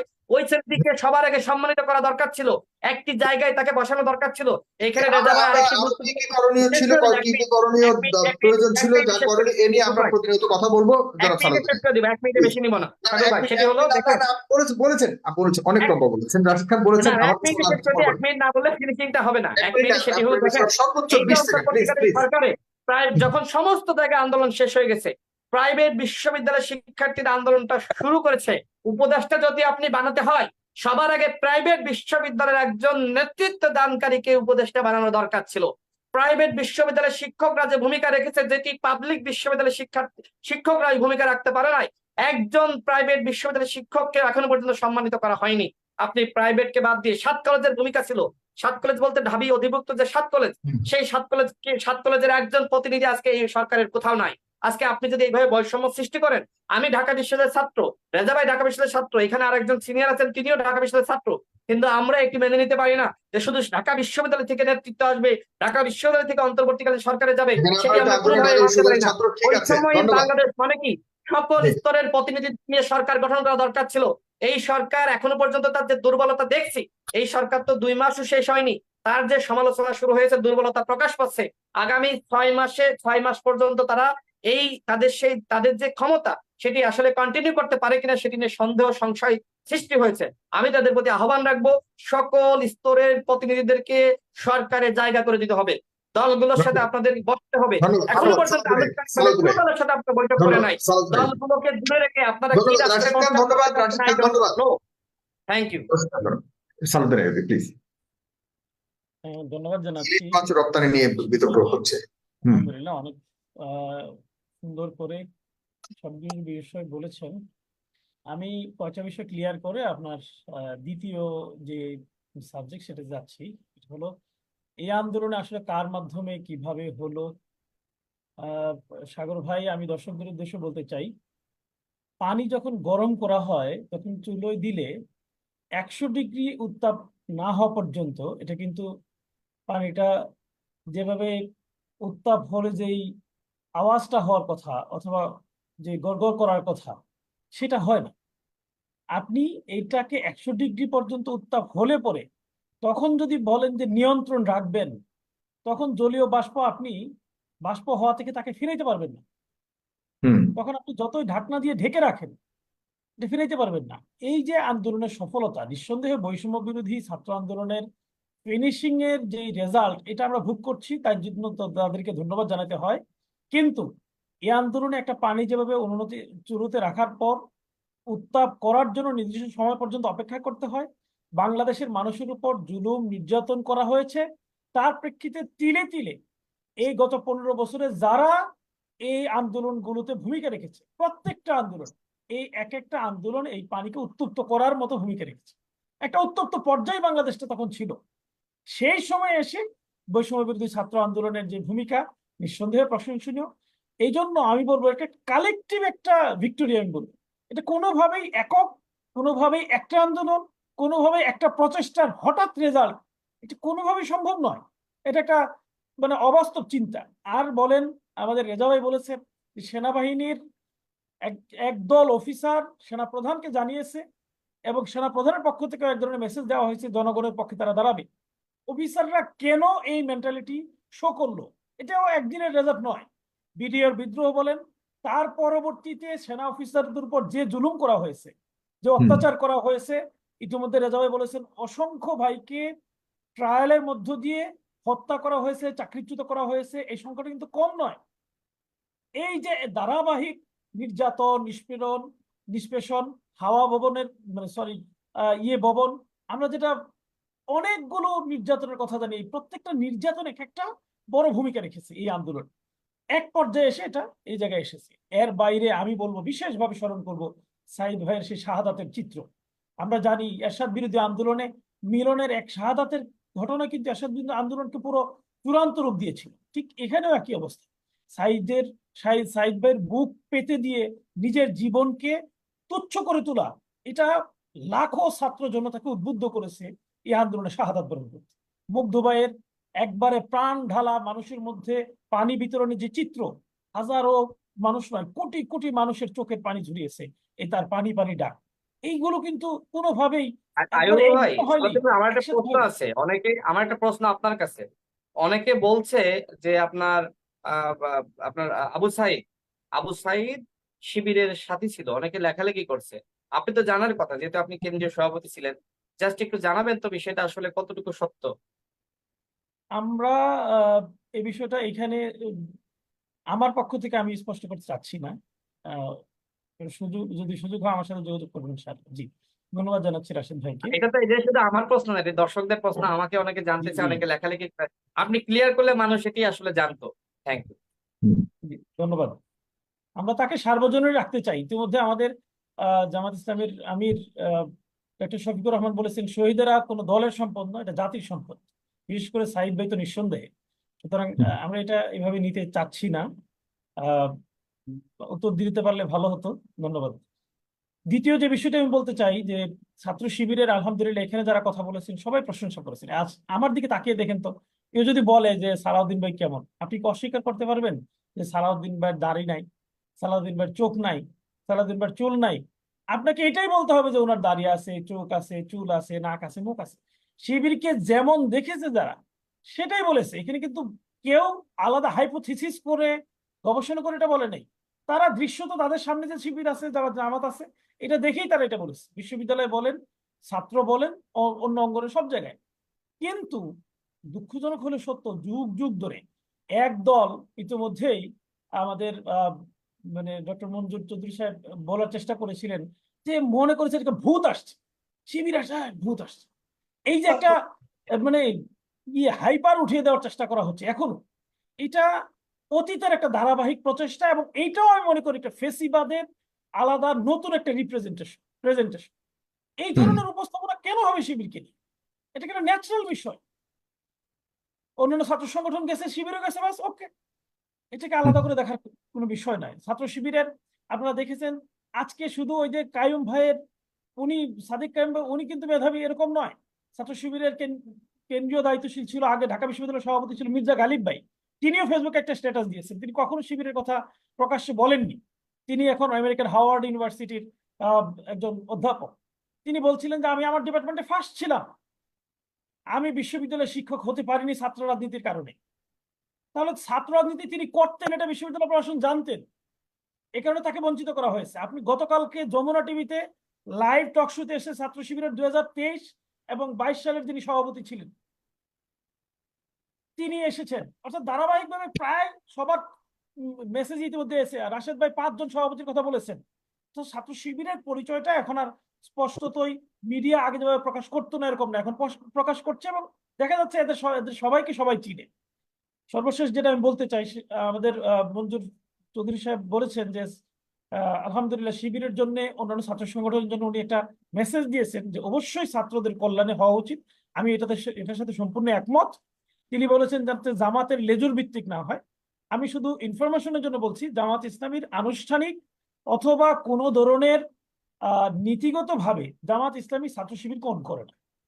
ছাত্র শিবিরের গঠনতন্ত্রে জামাত ইসলামের কোনো পোর্শন নাই। জামাত ইসলামের গঠনতন্ত্রে ছাত্র শিবির নামে কোনো লেজুর ভিত্তিক সংগঠন বা ছাত্র সংগঠন হিসেবে স্বীকৃতি দেয়নি। এরপরও কিছু ক্ষেত্রে একদম স্পষ্ট মিল আছে। এক, জামাত ইসলামের লক্ষ্য উদ্দেশ্যের সাথে শিবিরের লক্ষ্য উদ্দেশ্য মিল।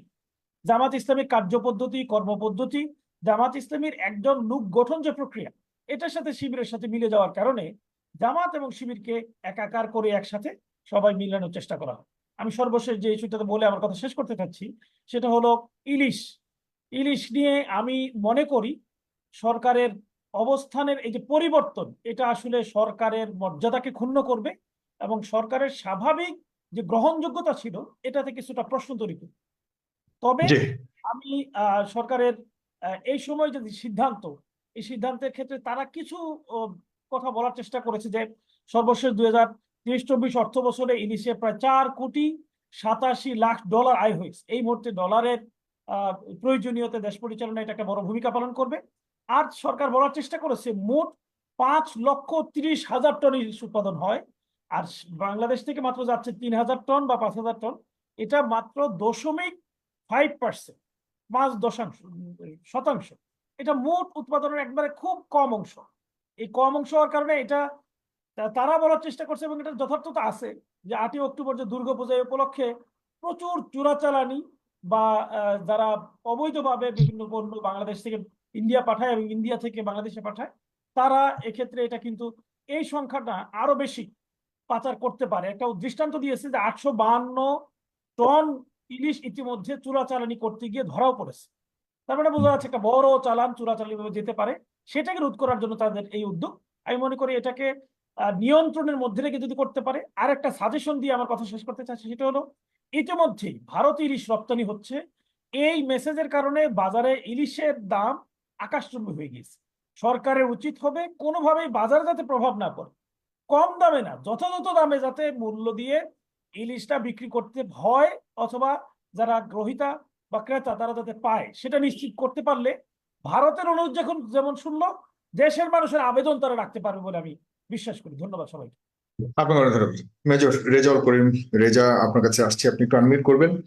আপনার কাছে এটার সাথে রিলেভেন্ট আরো অন্যান্য বিষয় তো আলোচনা করবার সুযোগ মানে আমি চেয়েছিলাম, কিন্তু সময়ের কারণে হয়তো অত বেশি করতে পারবো না। তবে আমাদের এই পত্রিকাতে একটা খবর এসেছে যে ফেসবুক পিপলের ইয়েতে সাইফ পাওয়ার টেক নামক একটি প্রতিষ্ঠান আছে, তাদের বিরুদ্ধে দুর্নীতির পাহাড়, অভিযোগের পাহাড়, তাদের বিরুদ্ধে কোটি কোটি টাকার রাজস্ব ফাঁকির অভিযোগ রয়েছে তাদের বিরুদ্ধে। এরকম বহু কোম্পানি রয়েছে আমাদের কাছে, অনেক অনেক কোম্পানির বিষয়ে মানুষ এখন দেখা যাচ্ছে যে জানে এতদিন তাদের বিরুদ্ধে কেউ কথা বলতে পারেনি, আগের মিডিয়া তাদেরকে কখনো প্রশ্নবিদ্ধ করেনি, আগের সরকারের সাথে তাদের অনেক খুব ধরম মহরম সম্পর্ক ছিল বলে এইসব কোম্পানির বিরুদ্ধে কথা বলার সুযোগ ছিল না। এখনো পর্যন্ত সেরকম মানে সুযোগ আসছে বলে মনে করেন কিনা এই কোম্পানিগুলির বিরুদ্ধে কথা বলবার জন্য, এদের দুর্নীতি নিয়ে কথা বলবার জন্য? পাশাপাশি এই যে ইলিশ, এটাও একটা দুর্নীতির মতোই পড়ে যায় কিনা, যে ইলিশ আমাদেরকে না খাইয়ে ভারতে পাঠানো, এর উদ্দেশ্য কি, রাজনৈতিক কতটা, আর কতটা আসলে অর্থনীতি দেশে পাঠানোর একটা নৈতিক দায়িত্ব তো আছে, সেখানে কেন এত প্রশ্ন উঠছে? যদি আপনার কাছ থেকে এই বিষয়ে বিশ্লেষণ রেজাল্ট করবে। ধন্যবাদ সাগর ভাই, খুবই রিলেভেন্ট একটা প্রশ্ন, এবং এই মুহূর্তের জন্য এটা আসলেই খুব একটি গুরুত্বপূর্ণ বিষয়। এবং আপনি হয়তো একটা বিষয় কি, যে অলরেডি কিন্তু সরকার এই বিষয়টা নিয়ে খুবই সিরিয়াস। তার প্রমাণস্বরূপ অনেকগুলো কোম্পানি আছে যাদের এমডি, সিইও বা তাদের চেয়ারম্যান, ওই প্রতিষ্ঠানের মালিকরা কিন্তু বিদেশ যেতে পারছেন না। তাদের ভিসা প্লাস তাদের এয়ারপোর্টে পাসপোর্ট কিন্তু ক্লিয়ারেন্স পাচ্ছেন না, এবং এটা অলরেডি হয়তো আপনার জানার কথা। সো ওই কোম্পানিগুলো মালিকরা যাতে দেশ থেকে বাইরে যেতে না পারেন সেরকম একটা নিষেধাজ্ঞা কয়েকটা প্রতিষ্ঠানের প্রতি আছে, এবং তাদের বিরুদ্ধে অলরেডি সরকারের কনসার্ন প্রতিষ্ঠানগুলো কাজ করছে। বিশেষ করে কয়েকটি প্রতিষ্ঠান যাদের এটা নিয়ে কাজ করার সুযোগ আছে, যেমন এনবিআর, তারপরে আমাদের গোয়েন্দা সংস্থাগুলো, এরপরে আমাদের আর্থিক গোয়েন্দা সংস্থা, গোয়েন্দা বিভাগ বাংলাদেশ ব্যাংকের, এরকম কয়েকটি প্রতিষ্ঠান তারা কিন্তু অলরেডি তাদের ট্রানজাকশন গুলো নিয়ে অলরেডি দেখছেন। যেমন অনেকে দুবাই টাকা পাচার করেছেন, অনেকে কানাডা করেছেন, আমেরিকায় গত কয়েক বছর ধরে। আপনার জন্য একটা ইন্টারেস্টিং বিষয় হচ্ছে কি, আমেরিকা কিন্তু গত কয়েক বছর ধরে টাকা অর্থ পাচার হচ্ছে না, কারণ সবার মনে একটা সন্দেহ, স্যাংশন, ওই স্যাংশন ইস্যুর কারণে অধিকাংশই প্রতিষ্ঠানগুলো যারা দুবাইতে টাকা পাচার করছে, এবং আপনার মালয়েশিয়া, চায়নাতে অনেক বড় একটা গ্রুপ টাকা পাচার করছেন, এবং ইউরোপিয়ান কিছু কান্ট্রিতে। সো আমেরিকার সংখ্যাটা একটু কমেছে, অন্যান্য জায়গায় টাকাটাকে অনেক মতো এটা স্ক্যাটার করে আপনারা পাচার করা হচ্ছে, এবং এই বিষয়টা সরকার খুবই সিরিয়াসলি নিচ্ছে, এবং কনসার্ন প্রতিষ্ঠানগুলো এটা নিয়ে কাজও শুরু করে দিয়েছে অলরেডি। এটা নিয়ে হয়তো শীঘ্রই কিছু কিছু বিষয়ে আপনারা হয়তো ভূমিকা দেখতে পাবেন, কারণ সরকার তো আসলে, মিডিয়া যেমন একটা জিনিসকে আপনার একটা ক্লু পেলে, আপনার হয়তো কোনো ডকুমেন্ট কোনো কিছু পেলেই আপনার হয়তো মিডিয়াতে একটা জিনিস দিয়ে দেন, কিন্তু সরকারের ক্ষেত্রে কিন্তু সরকার পুরোপুরি ভাবে দুদক, বিশেষ করে যেমন ধরেন দুদকের কথা যদি বলি, বা এনবিআর বা গোয়েন্দা সংস্থা, তারা কাজ করা শুরু করবে এভিডেন্সিয়ালি, এন্ড প্রতিটা বিষয় মানে একটা দুইটা এভিডেন্স পেয়েই তারা যে ক্ষান্ত হবে তা না, তারা কানেক্টেড সব তথ্যগুলো বের করার চেষ্টা করবে। মানে সেই প্রক্রিয়ায় অনেকগুলো প্রতিষ্ঠান অলরেডি, আপনি এখানে শুধু সাইফ পাওয়ারটেক একা আসলে তার কথা বলে কি হবে, এখানে আরো অনেকগুলো প্রতিষ্ঠান, নট অনলি সাইফ পাওয়ারটেক, অনেকগুলো প্রতিষ্ঠানই আছে যারা আপনার হাজার হাজার কোটি টাকার কাজ করছে। সরকারকে ওদেরকেও ধরার জন্য, বা এই যে দুর্নীতিবাজ যারা আগে দুর্নীতি করেছে, হাজার হাজার কোটি টাকা লোপাট করেছে। গণমাধ্যমে আমরা শুনছি লোপাটকৃত অর্থের পরিমাণ, কিন্তু এই কোম্পানিগুলোর বিরুদ্ধে তো কোনো ব্যবস্থা দেয়। আমি শুনছি যে অন্যান্য দলের লোকজনের সাথেও মিশে যাচ্ছে, একই দুর্নীতি করবার জন্য তারা অনেকটাই পরিকল্পনা করছে এবং কিছু অনেকে প্রতিষ্ঠান কি, কিছু প্রতিষ্ঠান দুর্নীতিটা কিরকম, কিছু প্রতিষ্ঠানের সাথে সরাসরি, যেমন শেখ রেহানার কিছু ইনভলভমেন্ট আছে, অনেকগুলো প্রতিষ্ঠান আছে আসলে এই প্রতিষ্ঠানগুলো আসলে একটা ভালো রকম বিপদে পড়বে। এই জন্য এই প্রতিষ্ঠানের বড় একটা অংশীদার হচ্ছে আওয়ামী লীগের, এই শেখ রেহানা থেকে শুরু করে আওয়ামী লীগের অনেক বড় বড় কিছু ব্যক্তিরা আছেন এটার সাথে জড়িত। তো এই প্রতিষ্ঠান নিজেরা যে ভোগ করতে পারবে তা না, এবং তাদের ওই অর্থগুলো কিন্তু ওইভাবে পাচার হয়ে গিয়েছে। যেমন এস আলমের নাম সবাই জানেন, কিন্তু এস আলম কি একা সব টাকাটা ভোগ করছেন? তা না, এস আলমের টাকার একটা অংশ কিন্তু অলরেডি কয়েকটা জায়গায় চলে গিয়েছে। এরকম অনেকগুলো প্রতিষ্ঠান আছে যাদের অর্থগুলো আসলে তার একার না, সে নামে মাত্র ছিল। এবং আরো কয়েকটা প্রতিষ্ঠান আছে, আমি এখানে আসলে ওপেন প্ল্যাটফর্মে হয়তো জিনিসটা বলাটা ঠিক হবে না। বাংলাদেশে প্রায় 8 থেকে 10টা প্রতিষ্ঠান আমি জানি, যে প্রতিষ্ঠানগুলো দুবাইতে, তারপরে ইতালি, রোমানিয়া, জার্মানি, আলবেনিয়া, তারপরে মালয়েশিয়া, এরকম অনেকগুলো কান্ট্রিতে যাদের আত্মীয় স্বজন বা অন্য কারো নামে তারা কোম্পানি খুলে, যেমন ধরেন ডেভিড অ্যান্ড ওয়ার্নার নামে একটা কোম্পানি খুললাম আমি, বাট কোম্পানি হয়তো নামটা দিয়েছে ডেভিড অ্যান্ড ওয়ার্নার, কথার কথা। এখন আমি এটা নাম দিলাম, অথবা ধরেন আমি ইনফরমেটিক একটা নাম দিলাম, ইনফরমেটিক লিমিটেড। এখন এই কোম্পানিটা আমি নাম দিয়েছি একটা বিদেশি নাম, এবং আমি দেখাচ্ছি কোনো বিদেশি এটার পার্টনার, কিন্তু ওই বিদেশির সাথে অ্যাকচুয়ালি আমার এগ্রিমেন্ট, এবং আমি মূল মালিক, এটা কেউ জানে না। অথবা হয়তো দেশের বাইরে আমি একটি বিয়ে করেছি, এখন ওই বউ বা বউর ভাইয়ের নামে হয়তো প্রতিষ্ঠান, কিন্তু আমি বাংলাদেশে, কিন্তু এটা কেউ জানে না, এবং টাকাটা কিন্তু সব আমি ওখানে হুন্ডি করে হোক যে করে হোক টাকাটা আমার সেখানে ইনভেস্ট করে। এরকম অনেকগুলো প্রতিষ্ঠান আছে দেশের বাইরে, তারা কোম্পানি খুলে সেখানে ইনভেস্ট করে রাখছে টাকাটা, এবং এটা বাংলাদেশের জন্য অনেক বড় একটা মানে কি বলা যায় যে ক্ষতি। এটা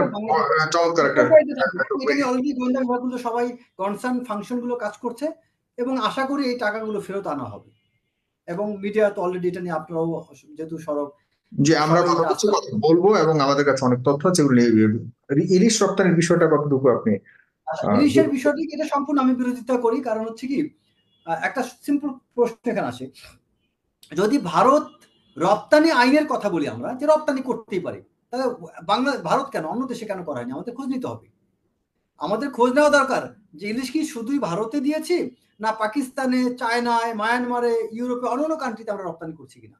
যদি অন্য কান্ট্রিতে একই ভলিউমে ইলিশ রপ্তানি করে থাকি, সেক্ষেত্রে ভারতকে রপ্তানি করাটা অন্যায় না। বাট যদি শুধু ভারতকে ইলিশ দিয়ে সেটাকে আমি রপ্তানি নাম করা হয়, গতবার ছিল উপহার, এবার রপ্তানি, তো পার্থক্য বেশি কিছু না, আমি শুধু টার্মটা চেঞ্জ করেছি। সো এই বিষয়গুলো বাংলাদেশের জনগণের বিরুদ্ধে যে শেখ হাসিনা ভারত প্রীতি যেটা করেছিলেন, সে কারণে কিন্তু তার ফলাফল তিনি ভোগ করেছেন। একই কাজ যদি ডক্টর মোহাম্মদ ইউনূস এবং তার উপদেষ্টারা করে থাকেন, তাদেরকেও জনগণ প্রত্যাখ্যান করবে, এতে কোনো সন্দেহ নেই। এবং আমি আশা করি ডক্টর মোহাম্মদ ইউনূস এবং তার উপদেষ্টাদের বোঝা উচিত যে বাংলাদেশ সে আগের অবস্থানে নেই, আপনারা হুঁশিয়ার হয়ে যান। বাংলাদেশ আগের সেই অবস্থায় জুলুম নিপীড়নে অনেক বছর চুপ থেকে আওয়ামী লীগ যা করছে কিছু বলতে পারে না, কিছুই করে পারে। এখন কিন্তু মানুষের ভিতরে একটা স্পিরিট জেগে উঠছে, মানুষের মধ্যে সাহসটা ফিরে আসছে, মানুষ অনেক বেশি, আগের চেয়ে অনেক বেশি সাহসী। আপনি খেয়াল করে দেখেন সমস্ত সেক্টরে সাহস জিনিসটা মানুষের মধ্যে একটা মারাত্মক রকম মানে কি বলা যায় স্প্রিং এর মতো ছড়িয়ে পড়ছে। তো এই ফ্যাক্টরটা এত বেশি কাজ করছে, এখন যদি ডক্টর মোহাম্মদ ইউনূস এবং তার প্রশাসন বা তার উপদেষ্টারা যদি এই বোধোদয় না হয় যে আমি আমার জনগণের বিরুদ্ধে যে কোনো দেশের সাথে খাতির করব, এটা জনগণ মেনে নিবে না।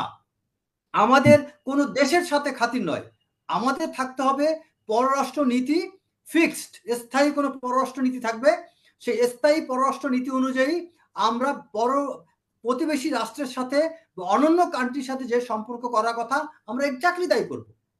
বাড়তি কোনো খাতির পিরিত আমাদের করার সুযোগ নাই। আমাদের জনগণের সেলফ ইন্টারেস্ট, বাংলাদেশের স্বার্থ আগে, বাংলাদেশের জনগণের স্বার্থ আগে, বাংলাদেশের নিরাপত্তা আগে, বাংলাদেশের প্রতিষ্ঠানের নিরাপত্তা আগে। আমি বাংলাদেশের প্রতিষ্ঠান, বাংলাদেশের জনগণ, বাংলাদেশের সার্বিক কল্যাণ, সুনাম, সম্মান, ক্ষমতা, এগুলোর দিকে আমি নজর না দিয়ে অন্য দেশকে খুশি করতে চাওয়া, এইটা হবে রাষ্ট্রদ্রোহিতার শামিল। যদি জনগণের বিরুদ্ধে যে এই কাজটা যেই করুক, ডক্টর মোহাম্মদ ইউনূসও যদি করে থাকেন, তিনিও রাষ্ট্রদ্রোহিতার শামিল হবেন, তার উপদেষ্টারাও রাষ্ট্রদ্রোহিতার শামিল হবেন। এবং তাদের প্রত্যেকের বিরুদ্ধে, যে ডক্টর আসিফ নজরুল রাষ্ট্রদ্রোহিতা নিয়ে অনেক কথা বলেছেন, তিনি একজন ল আইন বিশেষজ্ঞ, আইনের প্রফেসর, অনেক অনেক সুন্দর সুন্দর কথা অনেকদিন বলেছেন, অলরেডি মানুষ সমালোচনা করে শুরু করে দিয়েছেন। সো সেই আসিফ নজরুল আমি মনে করি না তার সেই ইমেজ সুনাম তিনি ক্ষুণ্ণ করবেন। ডক্টর মোহাম্মদ ইউনূসের উচিত হবে না ইমেজ সুনাম ক্ষুণ্ণ করা।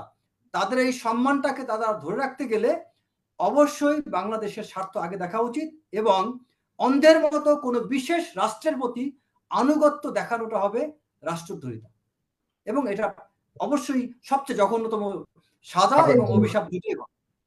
আপনাকে ধন্যবাদ। প্রিয় দর্শক, আপনারা কি মেজর রেজা সাথে একমত কিনা আপনাদের মতামত জানাবেন কমেন্ট বক্সে। জনাব ডক্টর মঞ্জুর আহমেদ চৌধুরী, আপনার কথা শুনে আজকে অনুষ্ঠান শেষ করব। আপনি সবার কথা শুনেছেন, ইলিশ রপ্তানি এবং দুর্নীতি।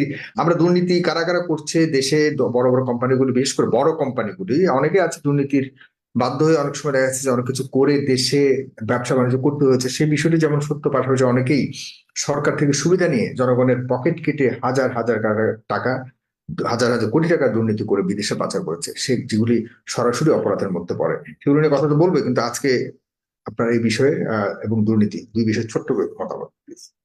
আমি ইলিশের বিষয়টা একটু বলি যে আহ, এই 3,000 টন ইলিশ দেওয়ার জন্য পারমিশন দেওয়া হয়েছে। 3,000 টন ইলিশ কিন্তু ভারত প্রতি বছর নেয় না, এই দুর্গাপূজা উপলক্ষে 500, 700, 1,000 টনের মতো নেয়। এটা আমাদের টোটাল যে ইলিশের প্রোডাকশনের 0.5%, 0.25%-এর মতো আসে। আমাদের 5,30,000, 40,000, 5 লক্ষ টনের উপরে বেশি ইলিশ ধরা হয়, আহরণ করা হয়। সুতরাং এই ইলিশ বন্ধ করে দিলে যে ইলিশের দাম ধপাস করে পড়ে যাবে, আমরা সবাই একটা দুটা করে ইলিশ কিনে আনতে পারবো, তা কিন্তু না। অথবা দিলেও যে খুব বাড়বে তাও না। এই বিষয়টা একটা নন ইস্যু ছিল, একটা নন ইস্যু। কারণ কি, ভারতে তো শুধু ইলিশ রপ্তানি হয় না, ভারতে আপনি কিন্তু পুঁটি মাছ রপ্তানি করেন, আপনি পাবদা মাছ রপ্তানি করেন, ভেটকি মাছ রপ্তানি করেন। ভারত থেকে কিন্তু আরো মাছ, ভারত থেকেও মাছ আসে, শুটকি মাছ আসে, কাতলা মাছ আসে, আপনার পোয়া মাছ আসে, ম্যাকারাল আসে। 4-5 কোটি ডলারের ব্যবসা হয়। এই যে 3,000, 4,000, 3,000 বা 500 টন বা 1,000 টনের ইলিশে, এটা একটা নর্মাল রুটিনের ব্যাপার। এটাকে দিয়ে আমি ইলিশ আমি দেব না ইলিশ, তাতে একটা বিশাল দেশপ্রেম হয়ে গেল। এটা একটা সস্তা মানে একটা চেষ্টা ছিল এই মৎস্য উপদেষ্টার। ওনারা এটা নিয়ে ওনার কমেন্টই করা উচিত ছিল। এটা পার্ট অফ দি ট্রেড। আপনি তো ট্রেড বন্ধ করতে পারেন না। এটা ইলিশ আপনি তাহলে পাবদা রপ্তানি করতেছেন কেন? আপনি তাহলে আপনার ওই যে ভেটকি মাছ রপ্তানি করতেছেন কেন? সবই বন্ধ করেন। এগুলির কোনো মানে হয় না। আবার এটাকে দেয়া হলো। এর জিনিসটা হলো কি, একটা একটা সরকারের একটা বিব্রতকর অবস্থায় পড়ে গেল। তবে একটা জিনিস হচ্ছে যে আমরা কিন্তু এই প্রশ্নটা তুলি না যে ভারত কিন্তু ইলিশের জন্য আমাদের উপর নির্ভর নাও করতে পারতো। যদি ফারাক্কা বাঁধ না থাকতো, ইলিশ কিন্তু ওই গঙ্গা পর্যন্ত, একেবারে বিহার পর্যন্ত কিন্তু ইলিশ চলে যেতে পারতো, ইলিশ তারা নিজেরাই পেতে পারতো। কিন্তু আমরা সেই বিষয়টা তাদেরকে কখনোই আমরা কিন্তু বলি নাই। যাই হোক, ইলিশ বিষয়টা একটা আমার কাছে মনে হয় একটা নন ইস্যু। এই নন ইস্যুটাকে এইখানে আমাদের সরকার, অন্তর্বর্তী সরকার একটা করছে, মানে একটা ইস্যু বানিয়ে এটাকে বিব্রতকর অবস্থায় পড়ছে। যাই হোক, এটা নিয়ে খুব একটা আলোচনা করার কিছু আমি দেখি না। তবে যেটা দুর্নীতির কথা বললেন, দুর্নীতির মহাসমুদ্রে আমরা আছি। শুধু যে বিদেশের টাকা পাচার করে নিয়ে যাচ্ছে তা তো না, সকল রকমের দুর্নীতি, অনিয়ম এগুলি হচ্ছে। এগুলির বিরুদ্ধে যে একটা কনসার্টেড এফোর্ট নেওয়া বা অ্যাক্টিভ কোনো মেজার নেওয়া হচ্ছে কিনা, সেটাও আমরা বুঝতে পারতেছি না। এমনকি তার থেকেও বড় একটা বিষয় আমার কাছে, যেটা দুর্নীতি থেকেও একটা বড় বিষয়, যারা এখানে এই ব্যাপক হত্যাকাণ্ড ঘটালো, যে হত্যাকাণ্ডগুলি বাংলাদেশে ঘটলো গত আহ, আপনার এই জুলাই অগাস্টের 5 তারিখ পর্যন্ত, যারা করলো তাদেরকে আমরা বিচারের আওতায় আনতে পারছি? দুর্নীতির থেকেও বড় হচ্ছে, যেমন যেমন ধরুন হেলিকপ্টারের পাইলট, যে র্যাবের হেলিকপ্টারের পাইলট এবং হেলিকপ্টারের যে গানম্যান ছিল, যারা শিশুদেরকে, যারা মানে নাগরিকদেরকে টার্গেট করে গুলি করলো, আমি জানতে চাই তারা কি গ্রেপ্তার হয়েছেন? আমি জানতে চাই ওই দুইজন পুলিশ যে তরুণ ঝুলেছিল চারতলায়, তাকে গুলি করে নির্বিকারচিতে চলে গেল, তাদেরকে আপনি আনতে পারছেন বিচারের আওতায়? আপনি আনতে পারেন নাই। আপনি এই যে একটা তরুণ হেঁটে যাচ্ছিল, ক্যাজুয়ালি হেঁটে যাচ্ছিল, পুলিশ তাকে গুলি করে মেরে ফেলে চলে আসলো। কিংবা এইরকম শত শত উদাহরণ দেওয়া যাবে। তাদেরকে তো আপনি আমরা আইনের আওতায় আনছেন না। আপনি কি করলেন? এই যে মান্নান সাহেব বলে যে আমাদের যে প্রাক্তন পরিকল্পনা মন্ত্রী ছিলেন, তার একটা একটা ক্লিন ইমেজ ছিল। আমার জানা মতে মান্নান সাহেবের কোন রকমের দুর্নীতির কোন রিপোর্ট কোথাও ছাপা হয়নি, গণমাধ্যমে দেখিনি, সোশ্যাল মিডিয়াও দেখিনি। তার পরিমণ্ডলের যারা, তারাও বলেননি যে মান্নান সাহেব এই দুর্নীতি করেছেন। তাকে আপনি গ্রেপ্তার করে নিয়ে গেলেন, অথচ এগুলি গ্রেপ্তার দিয়ে কি আসলে অন্যদেরকে গ্রেপ্তার না করার যে একটা জাস্টিফিকেশন, এবং যাকে গ্রেপ্তার করা দরকার তাদেরকে লুকিয়ে রেখে অন্যদেরকে গ্রেপ্তার করে বোঝানো যে আমরা গ্রেপ্তার করছি, এবং এই ধরনের যারা আপনার ভাষায় যদি বলে ক্লিন ইমেজের যারা আছে তাদের গ্রেপ্তার করে কি গ্রেপ্তার বিষয়টাকে একটা বিতর্কিত করবার প্রয়াস কিনা? গ্রেপ্তার ইস্যুটাকেই আপনি সাগর ভাই, বিতর্কিত করে আমি একটু করে সাগর ভাই যদি অ্যালাউ করেন। বিতর্কিত বিতর্কিত করে ফেলছে।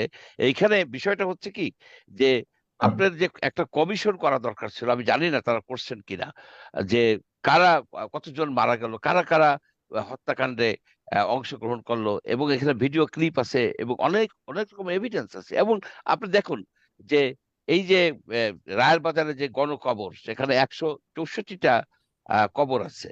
সেখানে 164 জনই কি আছে? এক একটা গণকবরে কি তারা একজনকেই তারা মাটি চাপা দিয়েছে? ওখানে তারা তো কবর দেয়নি, তারা তো মাটি চাপা দিয়েছে বলে ধারণা হুম। করি। সেখানে কি আমরা কি ডিএনএ কালেক্ট করছি? তাদেরকে আইডেন্টিফাই করার কোনো চেষ্টা করছি? তাদেরকে একটা গায়েবানা জানাজা আমরা দিতে পারছি? তাদের প্রপারলি বারিয়ালের কোনই করছি? তাদের গ্রেভ গুলিকে আমরা কোনো মার্ক করতে পারছি যে এক নম্বর গ্রেভ এটা, এই গ্রেভের ডিএনএ স্যাম্পল আছে? কোনোদিন যদি কেউ জানতে চায় তার ভাই কি ওখানে, ওইখানে কি তার ভাইয়ের কবর? এগুলি আমাদের এই যে একটা গ্রেট নেগলিজেন্স হয়ে যাচ্ছে একটা জাতি হিসেবে।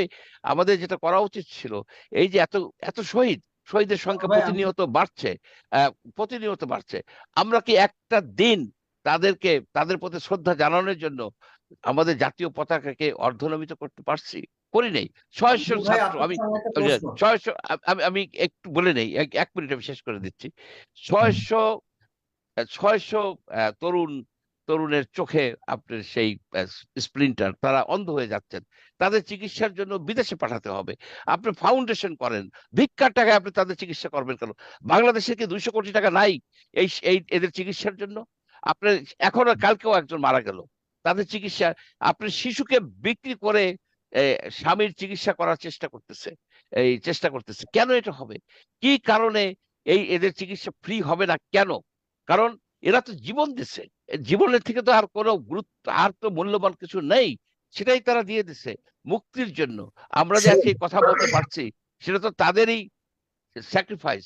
কিন্তু এই আমরা কি বিষয়গুলিকে, যারা মঞ্জুর আহমেদ চৌধুরী, এই বিষয়গুলিকে যারা ধরে সরকারকে জবাবদিহিতার জায়গায় নিবে এবং এগুলিকে আদায় করবে, এগুলিকে শক্তভাবে ধরে রাজপথে লড়াই করে সরকারকে সঠিক পথে চালানোর জন্য যারা ভূমিকা রাখবার কথা ছিল, তাদেরকে তো সরকার সুকৌশলে নিজেদের পাশে নিয়ে রেখেছে। আর বুঝতে হবে, ছাত্রদের পক্ষ থেকে প্রতিনিধিকে শুরু থেকে নিয়ে একটা বুঝ দেওয়া হয়েছে যে ছাত্রদের সকল সিদ্ধান্ত এবং সবকিছু নিয়েই আমরা এগিয়ে যাচ্ছি। এটা ভুল।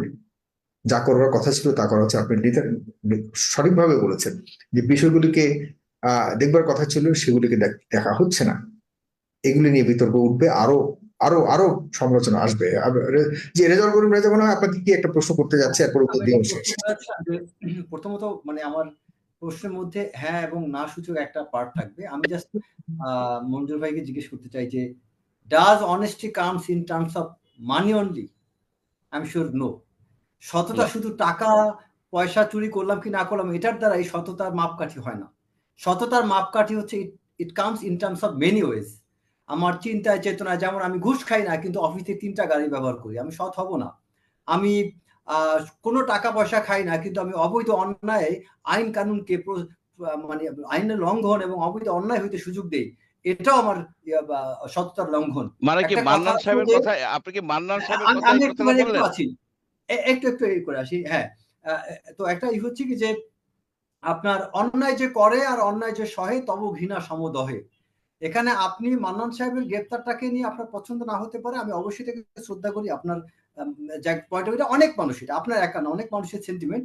তবে আমার কথা হচ্ছে কি যে তিনি সভ্য, সৎ এবং নিতান্ত ভালো মানুষ, ভদ্রলোক হতে পারেন, কিন্তু উনি বাংলাদেশের যে ভোট চুরি হয়েছে, এই যে অবৈধ না, না, তিনটা সেটা যদি বলি, সেটা বলতে গেলে আচ্ছা, তো সেটা যদি বাংলাদেশের এই প্রত্যেকটা গাছ জিনিসগুলো আপনি যদি জানেন যারা ভোট চুরিতে সহায়তা করেছে এখন বর্তমানে তারা বর্তমান সরকারের সাথে এবং বর্তমান রাজনৈতিক দল যারা সম্ভাবনা আছে ক্ষমতায় যাওয়ার তাদের সাথে সবচেয়ে বেশি একত্রিত হয়ে এখন বিভিন্ন আঞ্চলিক রাজনীতি করছে।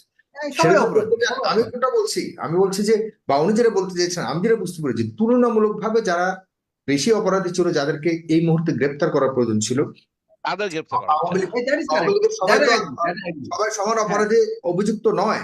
আমরা তো রাইট। একদম স্পষ্ট ভাবে বিগত সময়ে মিডিয়া যতটুকু পারতপক্ষে যাই বলেছে, যতটুকু অভিযোগের তীর ছুড়েছে যাদের বিরুদ্ধে তৎকালীন সময়ে বিগত সরকার থাকাকালীন সময়ে চিহ্নিত ভাবে যাদেরকে আমরা চিনি তাদেরকে কোথায় রেখেছে এটাই তো জানি না। কিন্তু অথচ যাদের বিরুদ্ধে কোনো অভিযোগই নাই, শুধুমাত্র এটা নিয়ে আওয়ামী লীগ করার সারপ্রাইজ হই অপরাধে না তাদেরকে সাগর ভাই। যদি ধরা হয় তাহলে সাগর ভাই, এটা নিয়ে এই গ্রেপ্তার নিয়ে বিতর্ক উঠবেই। সাগর ভাই, এটা নিয়ে কেন সারপ্রাইজ হই না? দেখেন, বাংলাদেশ এই আওয়ামী লীগের সময়ে একজন যিনি উপসচিব 2009 সালে যিনি উপসচিব ছিলেন, তিনি এখন সিনিয়র সেক্রেটারি। আর উপসচিব থেকে তো জয়েন্ট এই যে এই সেক্রেটারি, ধরনের লোকগুলোকে গ্রেপ্তার করা একটা বড় সমালোচনা এবং এক প্রত্যেকটা জায়গায় প্রশ্নবিদ্ধ এখন আওয়ামী করবার জন্য লীগের লোক এখনো গ্রেপ্তারি আছে। বিষয়টাকে প্রশ্নবিদ্ধ করবার জন্য এটা একটা একটা অন্য একটা আমার কাছে মনে হয় কিছু একটা করছে। এটা নিঃসন্দেহে আমার কাছে যেটা মনে হচ্ছে যে এই গ্রেপ্তারি বিষয়টাকে বিতর্কিত করবার একটা প্রয়াস চলছে। মঞ্জুর আহমদ চৌধুরী হানার মধ্যে যদি শেষ করে পড়ে প্লিজ। না, ইউর আমি agree রাইট করি সাগর। যে ইউর অ্যাবসলিউটলি রাইট। আপনার হোল জিনিসটাকে একটা ধোঁয়াশার সৃষ্টি করে আসল অপরাধীরা পার পেয়ে যাচ্ছে। যেমন ধরুন আরেকটা বিষয়, ধরেন এই যে সরকারের সমালোচনা করলে বলা হবে যে কেবল মাত্র আসছে, আপনার সমালোচনা করেন কেন? আমরা সমালোচনা করি এই কারণে যে আমি চাই এবং আমরা সবাই চাই ডক্টর ইউনূসের সরকার যেন সাকসেসফুল হয়। যদি ডক্টর ইউনূসের সরকার কোনো কারণে ফল্টার করে, কোনো কারণে ফেল করে, সারা বাংলাদেশ ফেল করবে। সুতরাং আমাদের একটা ভেস্টেড ইন্টারেস্ট আছে যে এই সরকার যেন সাকসেসফুল হয়। সুতরাং এই সরকারের যদি দোষ ত্রুটি বা অমিশন থাকে, সেটাকে আমার মনে হয় ফ্রি ফেয়ার ওয়েতে তুলে ধরা তুলে ধরা উচিত, এবং আমরা সেটাই করতেছি। যেমন দেখেন যে আপনি 15 লক্ষ লোকের চাচ্ছেন, এই অফিসার কর্মকর্তা কর্মচারীদের সম্পদের হিসাব চাচ্ছেন।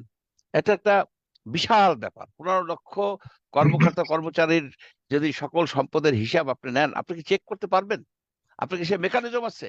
আপনার কি দরকার আছে একেবারে একটা লোয়ার লেভেলের একজন অফিসারের নতুন জয়েন করছে, তার আপনার দরকার হচ্ছে যে এই যে অ্যাডভাইজার, এই যে সচিব, এই যে সিনিয়র সচিব, সংস্থা প্রধান, এই লেভেলের গ্রেড ওয়ানে যারা আছে, এই লেভেলের লোকজনের সম্পদের হিসাব নিয়ে পুঙ্খানুপুঙ্খ দেখা, এবং তাদের কোনো ডিউবিয়াস, কোনো সাসপিশিয়াস কোনো ট্রানজাকশন আছে কিনা সেটা দেখা দরকার। আপনার বাংলাদেশ ফাইন্যান্সিয়াল ইন্টেলিজেন্স ইউনিটের মাধ্যমে তাদের ট্যাক্স রিটার্ন দেখা দরকার। আপনার যদি সরকারের টপ লেভেলে স্বচ্ছতা এনশিওর করতে পারেন, তাহলে এই স্বচ্ছতার মাধ্যমে আপনার নিচের লেভেলেও যাবে। তা না করে আপনি নিজে সম্পদের হিসাব দেন নাই, আপনি সাব রেজিস্ট্রারে সম্পদের হিসাব চাই বসে আছেন কেন? You have to do it first. আপনি নিজে করুন, কিন্তু তা আপনি করছেন না। এইটা করা দরকার। এইখানে যদি আপনি এটা না করেন, এই কারণ কি, আপনি যত কথাই বলেন, এই যে বৈষম্য বিরোধী আন্দোলন কিন্তু করাপশনের বিরুদ্ধে আন্দোলন। কোটার যে আন্দোলন সেটা কিন্তু করাপশনের বাইরে না, কোটার মাধ্যমে কিন্তু করাপশন করা হয়। এই আমি যেটা দেখি বাংলাদেশের নাম্বার ওয়ান প্রবলেম হচ্ছে যে পারভেসিভ করাপশন। দেশে বিদেশে টাকা পাচার করতেছে, আপনার অনিয়ম করতেছে, আপনার দুর্নীতি করে টাকার পাহাড় করে ফেলতেছে, এবং ওইটাকে একটা সাকসেস হিসেবে দেখা হয়। যে লোক যত বেশি দুর্নীতিবাজ, যে যত বেশি বাড়ি করতে পারছে, তাকেই ধরা হয় চৌকস, চৌকস বুদ্ধিমান। আর যে অনেস্টলি জীবনযাপন করলো, তার আয়ের ভিতরে রইলো, তাকে ভাবা হয় যে মানে কিছু করতে পারলো না, কিছু সে করতে পারলো না। এই এটার বিরুদ্ধে একটা সামাজিক আন্দোলন হওয়া উচিত। তবে প্রথমত আমি আশা করব এই সরকারের কাছ থেকে, সরকারের যারা অ্যাডভাইজার আছেন প্রথমেই তারা তাদের সম্পদের হিসাব পাবলিকলি দেন। 2 জন দিয়েছেন, আমি যতদূর জানি যে ব্রিগেডিয়ার সাখাওয়াত সাহেব দিয়েছেন আর ফাউজুল কবির সাহেব দিয়েছেন, কিন্তু সেটা পাবলিক ডোমেইনে কিন্তু আমরা দেখিনি। তাদের যার যার মন্ত্রণালয় আছে, মন্ত্রণালয় ওয়েবসাইটে সম্পদের হিসাব দিয়ে দেন। তাতে যে জিনিসটা হবে, আপনার সচিবদের, সিনিয়র সচিবদের তখন ডিমান্ড করতে পারবেন, তারা তখন এডিশনাল সেক্রেটারিকেও ডিমান্ড করতে পারবে। এইভাবে দেন, সবাই দরকার নাই। জি, আপনাকে অনেক ধন্যবাদ। প্রিয় দর্শক, অনেক লম্বা আজকের অনুষ্ঠানটি করলো, আমরা অনেক কিছুকেই বলবার চেষ্টা করছি। আপনাদের ভালো লাগলে অনুষ্ঠানটাকে শেয়ার করবেন। আমরা আবার কাল রাত 15:30 থেকে 9টার ভিতরে বাংলাদেশ সময় আপনাদের সাথে দেখা হবে অন্য কোনো বিষয়ে, অন্য কোনো অতিথি নিয়ে। সে পর্যন্ত ভালো থাকুন, সুস্থ থাকুন, শুভরাত্রি জানাচ্ছি। ধন্যবাদ।